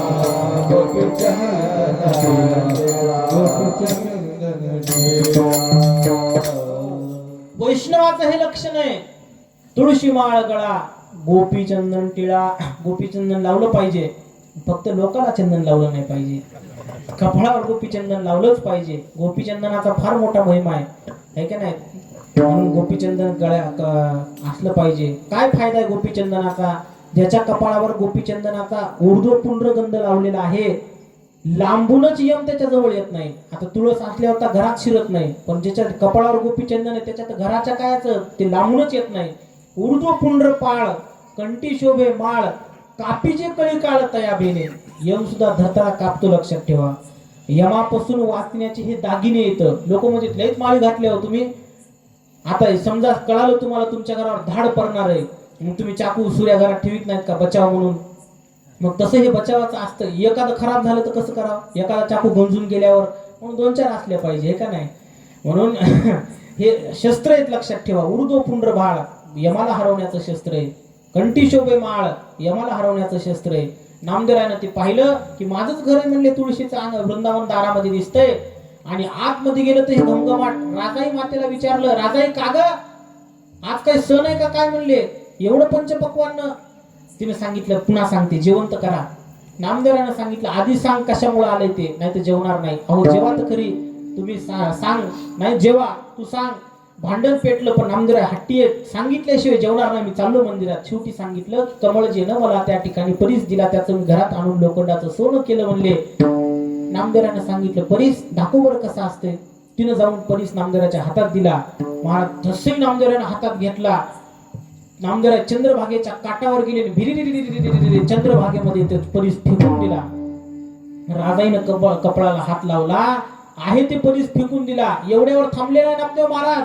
जे काही घरात सोनं केलं होतं ते सगळं सोनं चव्हाट्यावर आणलं. गावातले ब्राह्मण बोलवले आणि सगळे ब्राह्मण बोलून, हाती टाळ दिंडी गान हेची आमुचे सर्वधन, वेगी बोलावून ब्राह्मण केले सर्व संतार्पण. सगळे ब्राह्मण बोलवले, सोनं सगळं दान देऊन टाकलं. आईशी आश्चर्य दे कोणी, जनी हसत से मनी. काय माझे श्री गुरु नामदेव महाराज आहेत की घरात आलेलं सोनं सुद्धा त्यांनी फुकट वाटून टाकलं. एवढं सामर्थ्य नामदेवाची. विरक्त अवस्था. बरं ते सोनं वाटलं हरकत नाही, यांच्या मालकीचं होतं, पण ते परीस फेकून दिला ती थोडीच मालकीचा होता. दुसऱ्या दिवशी राजाई ज्यावेळेस धुणं धुवायला गेली, कमळजीनं सांगितलं, का ग काल सांगितलं होतं तुला आज देऊन ये. माझे पतीने जर विचारलं तर काय सांगू? आता काय तोंडानं बोलावं महाराज? सांगितलं, काय बोलत नाहीस तू, सांग मला. आणि घडलेला प्रसंग घाबरत घाबरत राजाईनं सांगितलं. जे त्या कमळच्या मातेनं भांडायला सुरुवात केली ते प्रसंग परिसा भागवताला कळाला. परिसा भागवत तर अख्खे गावातले लोक सोबत घेऊन आले. नामदेवाला सांगितलं, नामदेवा माझ्याकडे परीस होता म्हणले, स्वतः तर दलिंद्र अवस्थेमध्ये राहता, गरीब अवस्थेमध्ये राहता, आणि तुम्हाला काय वाटतंय म्हणले माझी सुद्धा तशीच परिस्थिती व्हावी का? तुम्हाला देखवत नाही मी श्रीमंत असल्याचं? माझा परीस फक्त फेकून दिला. भरपूर बोलले महाराज नामदेवरायाला. माझा परीस आत्ता याच क्षणी मला परत द्या, नाहीतर मी त्या ठिकाणी तुम्हाला सोडणार नाही. अशा प्रकारे बोलायला लागले. नामदेवरायाने शांत चित्तानं उत्तर दिलं. हात धरला परिसा भागवताचा. चंद्रभागेच्या काठावरती गेलेले, अर्ध्या चंद्रभागेमध्ये गेले आणि आत त्या ठिकाणी उचलून अशा प्रकारचे जसं ओंजळीनं पाणी घेतो त्याप्रमाणे चंद्रभागेचे खडे हातात घेतले, वापस आले. सांगितलं, घ्या याच्यातला तुमचा कोणता परीस आहे? त्याने सांगितलं, याच्यातला एकही माझा परीस नाही म्हणले. हे सगळे गारगोटे हातामध्ये वाळू आणली चंद्रभागेची, मला परीस घ्या म्हणून सांगता का म्हणले. नामदेवरायानं सांगितलं, आकारावरती जाऊ नका, परिसाची काय परीक्षा आहे म्हणले. लोखंडाला लागलं की सोनं होतंय, मग जास्त बोलू नका. ह्याच्यातलं कोणतं लोखंडाला लागल्यावर सोनं होतंय ते पहा म्हणले. महाराज त्याच्यातला कोणताही खडा उचलला आणि हाय त्या लोखंडाला लावला की त्याचं सोनं होऊ लागलं. दुसरा खडा उचलला, ते लोखंडाला लावून बघितला, सोना. नामदेवरायाचा स्पर्श झालेल्या वाळूचा कण कण परिसाच्या त्या ठिकाणी आकाराचा झाला. त्याच क्षणाला परिसा भागवतानं साष्टांग दंडवत घातला नामदेवरायाला. सांगितलं, बस नामदेवराया, चुकलं माझं. अहो आज मला खऱ्या अर्थानं परीस प्राप्त झाला म्हणले, आणि माझं परिसा भागवत नाव हे आजपासून सार्थक ठरल म्हणले. का? इतके दिवस त्या रुक्मिणी मातेने दिलेल्या तुच्छ दगडाला परी समजत होतो की जे सामान्य लोखंडाचं सोनं करतंय, आज तुमच्यासारख्या संताचं दर्शन झालं, माझ्या जीवनाचं सोनं झालं म्हणले. हे माझं त्या ठिकाणी खऱ्या अर्थानं परिसा भागवत नाव सार्थक झालं. आणि तेव्हापासून परिसा भागवत हे नामदेवरायाचे शिष्य झाले. आणि त्यांनीच नामदेवरायाची आरती केल्यानंतर त्या आरतीत वर्णन आपण आरती करणार आहेत. प्रत्यक्ष प्रचित हे वाळवंट परिस केले, हरपली विषमता द्वैत बुद्धी निरसिले, जय जयाजी भक्तराया जीवलगा नामया, आरती ओवाळीता चित्त पालटे काया. ही आरती परिसा भागवतानं केली. केव्हा केली? ज्या वेळेला त्यांना अनुभव आला. त्यांनी स्वतः लिहून ठेवलंय त्या आरतीमध्ये, प्रत्यक्ष प्रचित हे वाळवंट परिस केले. कोणाचं ऐकलेलं सांगत नाही, प्रत्यक्ष पाहिले म्हणतात परिसा भागवत. ज्या वेळेला मला अनुभव आला त्यावेळेला मी त्यांना साष्टांग दंडवत प्रणाम केला.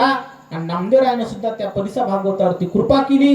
आणि नामदेवरायाचे पट्ट शिष्य म्हणून या जगामध्ये परिसा भागवत विख्यात झाले, लक्षात ठेवा. आणि पुढे ज्यावेळेस ज्ञानोबारायाने समाधी घेतली त्यावेळेला नामदेवरायांनी समाधीची जितकी अभंग रचना केली त्या अभंगाचं लिहायचं काम परिसा भागवतानं केले. आता हा विषय विस्ताराने मी जनाबाईच्या चरित्रात सांगेल. ज्या वेळेला जनाबाईचं चरित्र येईल त्यावेळेला कुठल्या कुठल्या संतांचे अभंग कोणत्या कोणत्या संतांना लिखाण करून ठेवलेत याचं विस्तारपूर्वक वर्णन त्यावेळेला सांगेल. इथं लक्षात ठेवा एवढंच की परिसा भागवतांनी नामदेवरायाच्या गाथ्यातलं जे समाधी प्रकरण आहे ज्ञानोबारायाचं हे सगळं लिहून ठेवायचं काम केलेलं आहे. त्यांचे लेखक झाले परिसा भागवत. असं अलौकिक सामर्थ्य नामदेवरायांचं त्या ठिकाणी आहे. अलौकिक त्या ठिकाणी चरित्र नामदेवराय जीवनामध्ये करायला लागले. एक एक प्रसंग नामदेवरायाच्या जीवनातले पाहावे तर अलौकिक वाटायला लागले. पण राजाई मातेला मात्र फार राग आला.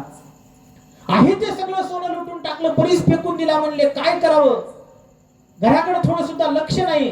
आणि मग हे सगळं त्या ठिकाणी रागराग करत असताना एके दिवशी त्या राजाई मातेनं काय केलं, नामदेवरायाला 4 मुलं झाली होती, नारा, विठा, गोंदा, महादा. त्यापैकी नारा आणि विठा दोघं मुलं त्या ठिकाणी आईच्या माग माग माग माग जायला लागले. राग राग राजाई माता चंद्रभागेच्या काठापर्यंत आल्या. नारा आणि गोंदा त्या ठिकाणी आईच्या मागे गेलेले. आणि मग राजाईला सांगायला लागले, आई कुठं चाललीस तू, राग राग कुठं निघालीस तू. राजाईने सांगितलं, बस आता मी मात्र जिवंत राहणार नाही, मी प्राण त्याग करील. आई म्हणून दोघही ते मुलं त्या ठिकाणी आईला बिलगले. तिने सांगितलं, मी तर मरतेच, पण मी मेल्यानंतर तुम्हालाही कोणीच ठेवणार नाही म्हणले. तुमचे वडील तर काही घरामध्ये कमवून आणत नाहीत, तुम्हाला उपवाशी मरण्यापेक्षा या चंद्रभागेत जीव देऊ म्हणले. तिने ते दोन्ही लेकरं उचलली, एक कमरला बांधलं, एक पाठीला बांधलं आणि तशीच त्या ठिकाणी चंद्रभागेच्या नदीमध्ये उडी मारली. उडी मारल्यानंतर पांडुरंगाला चिंता लागली की राजाईच्या जर केसाला धक्का लागला तर माझ्यावरती आरोप येईल की भक्तवत्सल असणाऱ्या पांडुरंगाने मात्र भक्ताचं रक्षण केलं नाही.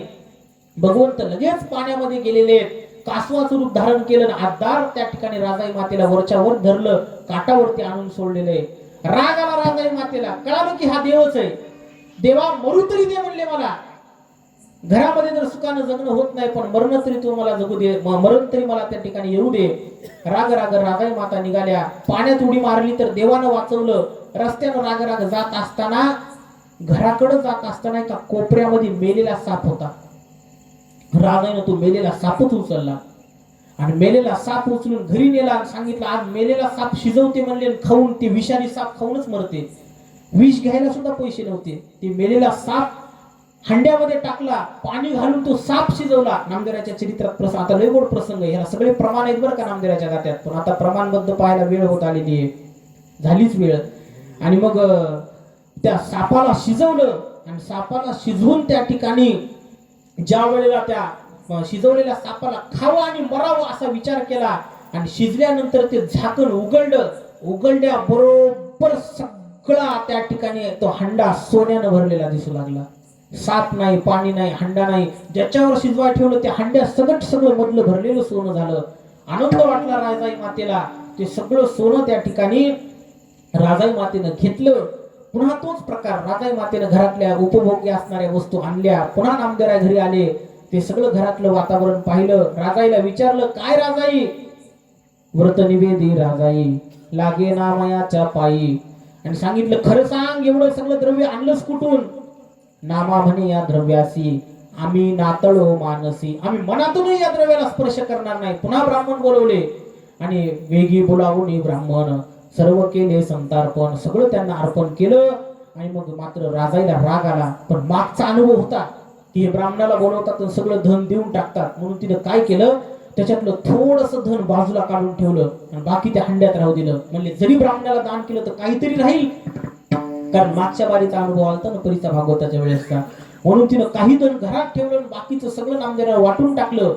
वाटून टाकल्याच्या नंतर राजाला आनंद वाटला, चेहरा हसरा दिसला. नामदेवाला वाटलं एवढं मी सगळं केल्यावर वैतागायचं सोडून हसती कस काही. आणि मग नामदेवाच्याही लक्षात आलं काहीतरी काळबेर आहे म्हणले.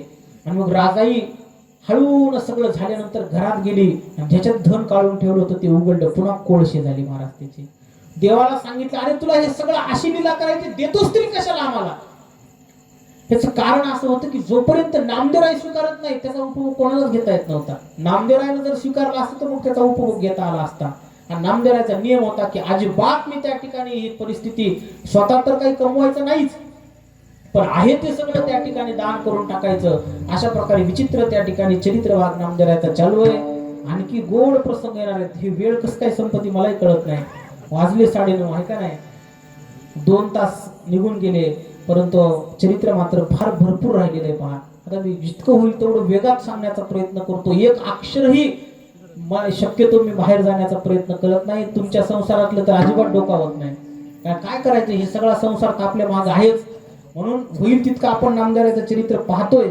पण आता वेळ त्या ठिकाणी होत आलेली आहे आणि दररोज पंक्तीचं नियोजन असल्यामुळं आपल्याला वेळेमध्ये कथा सोडणं भाग आहे. आणखी गोड प्रसंग नामदेवरायाच्या जीवनामध्ये आहेत.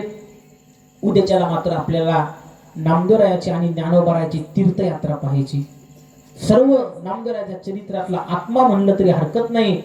हे दिव्य असणारं अलौकिक चरित्र भाग म्हणजे तीर्थावळी आहे. खऱ्या अर्थानं नामदेवराय महाराजाला या जगात जी प्रसिद्धी प्राप्त झाली, जगविख्यात नामदेव महाराज झाले ते या तीर्थावळीमुळे झालेले आहेत. 61 अभंग तीर्थावळीचे आहेत. माझा सगळ्यात आवडता भाग आहे नामदेवाच्या गात्यातला, आहे की नाही. 61 अभंग तोंडपाठ केले ते महाराज, आता जितके आठवतील तेवढे सांगतो तुम्हाला. आणि नामदेवाच्या गात्यातली तीर्थावळीतला सगळ्यात लहान अभंग म्हणजे 11 चरणाचा, 23 चरणाचे, 22 चरणाचे असे अभंग आहेत. असे 61 अभंग आहेत, आहे का नाही. फार सुंदर आहेत, असे लाईन बनावं इतके गोड अभंग आहेत ते. तो गोड भाग आपल्याला त्या ठिकाणी उद्याच्याला पाहायचा आहे. सखा विरळा ज्ञानेश्वर आणि नामयाचा जो जिव्हार, हे जे चरण जनाबाईनं वापरले त्या नामदेवरायाचा आणि ज्ञानोबारायाच्या तीर्थयात्रेचं संपूर्ण चरित्र आपण उद्याच्याला पाहूया. उद्या आपला 5वा दिवस आहे. पुढे 2 दिवस राहतात, त्याच्यात जनाबाईंचं थोडक्यात चरित्र आपल्याला पाहायचंय. तोही माझ्या लक्षात आहे. जनाबाई महाराजांचं चरित्र आपण थोडंसं पुढे पाहणार आहोत. उद्या मात्र तीर्थावळीचं गोड चरित्र येणार आहे. म्हणून तीर्थयात्रेचा महिमा कसा असतो हे ऐकण्यासाठी सर्व भाविकांनी यावं. सर्वांना नम्र विनंती. झालेली सेवा भक्त शिरोमणी नामदेवराय जनाबाईच्या चरणी समर्पित करूया आणि याच ठिकाणी वाणीला पूर्णविराम देतो. ऐका, आणखी सूचना आहे. आता उद्याच्याला द्वादशी आहे आणि द्वादशी असल्यामुळं वारकऱ्याचा नियम आहे की द्वादशीच्या संध्याकाळी शिरापती झाली पाहिजे. आता ही शिरापत काय भानगड आहे, जी निष्ठावान वारकरी त्याच्या लक्षात येईल. पण बाकी आता मी तर घरी केलीच असती, पण मी विचार केला की आता मी एकट्यानं करण्यापेक्षा सर्व सामूहिक केल्यानंतर त्याच्यात आनंद जास्त आहे आणि तुम्हाला ही परंपरा माहीत होईल शिरापतीची. म्हणून उद्याच्याला शिरापत त्याला म्हणतात की द्वादशीचं भोजन सकाळी एकदा झाल्यानंतर वारकरी डबल जेवत नाहीत. मी वारकरी सांगतो, तुमचं सांगणं झालो. आणि मग वारकऱ्याचा असा नियम आहे की द्वादशी सोडल्यानंतर संध्याकाळच्या वेळेला भगवंताला शिरापतीचा नैवेद्य दाखवायचा. शिरापतीचा नैवेद्य म्हणजे तुम्ही म्हणता आता काय पंचपक्वान्न करायचे, काही लागत नाही महाराज, फक्त पांढरे मुरमुरे. आपण मुरमुऱ्याचा प्रसाद आणायचा. आता एवढ्या लोकांना किती पुरतील तितक्या भागानं तुम्ही आणा. आणि मुरमुऱ्याचा प्रसाद असतो, त्यामध्ये क्षीरापतीचे अभंग आहेत. त्या क्षीरापतीचे अभंग होऊन ते क्षीरापतीचा काय महिमा आहे तेही नामदेवरायानं नाथ महाराजांनी सांगितलंय. तुम्ही उद्याच्याला सांगेल तुम्हाला. आणि मग तो क्षीरापतीचा प्रसाद, कारण त्याच्याशिवाय तुम्हाला दुसरा अधिकार नाही भोजनाचा, तो प्रसाद नामदेवरायाला दाखवायचा उद्याच्याला. म्हणून कथा आपण उद्याच्याला 9:15 पर्यंत करूया आणि 9:15च्या नंतर 15 मिनिटं क्षीरापतीचे अभंग होतील आणि क्षीरापतीचे अभंग होऊन सर्वांना मुरमुऱ्याचा प्रसाद. उद्या मुरमुरे घेऊन या बरं का, तेवढे कोरडे मुरमुरे, त्याला तिखट मीठ काही लावायचं नाही, फक्त पांढरे मुरमुरे घेऊन या उद्याच्याला. जसं काल्याच्या दिवशी येतात ना तुम्ही, तसं त्या ठिकाणी द्वादशीच्या दिवशी मुरमुरे घेऊन या. ते क्षीरापतीचे अभंग म्हणून आपण सर्वजण तो प्रसाद भक्षण करूया. उद्या द्वादशी असल्यामुळे आजच तुम्हाला सूचना दिली. आजची झालेली सेवा नामदेवरायाच्या चरणी जनाबाईच्या चरणी समर्पित करतो. उद्याच्यालाही तुम्ही वेळेवर या, मीही वेळेवर येतो. आणि तुमचं ठरलंयच की पंचपदी सुरू झाल्यावर तुम्ही येत नाहीत, महाराज आल्यावरच येतात. म्हणून उद्याच्याला मीच 7 वाजता येऊन बसतो. मी म्हणलं आता हे पंचपदी चालू आहे, तोपर्यंत नामदेव जनाबाईचं भजन झालं की मी येत असतो, पण तुम्ही काय मी आल्याशिवाय येणार नाही. बरं, त्याच्यामुळे आता हे उद्याच्याला पंचपदी करतील आणि मीच वेळेवर येऊन बसतो 7 वाजता. म्हणून उद्याच्याला 9:15 पर्यंत चरित्र, पुढे शिरापतीचे अभंग, सर्वांना शिरापतीचा प्रसाद, मग आरती आणि मग ते बाकीचं पुढचं नियोजन सगळं होईल. आजची सेवा नामदेवाच्या जनाबाईच्या चरणी समर्पित. जय जय विठ्ठल.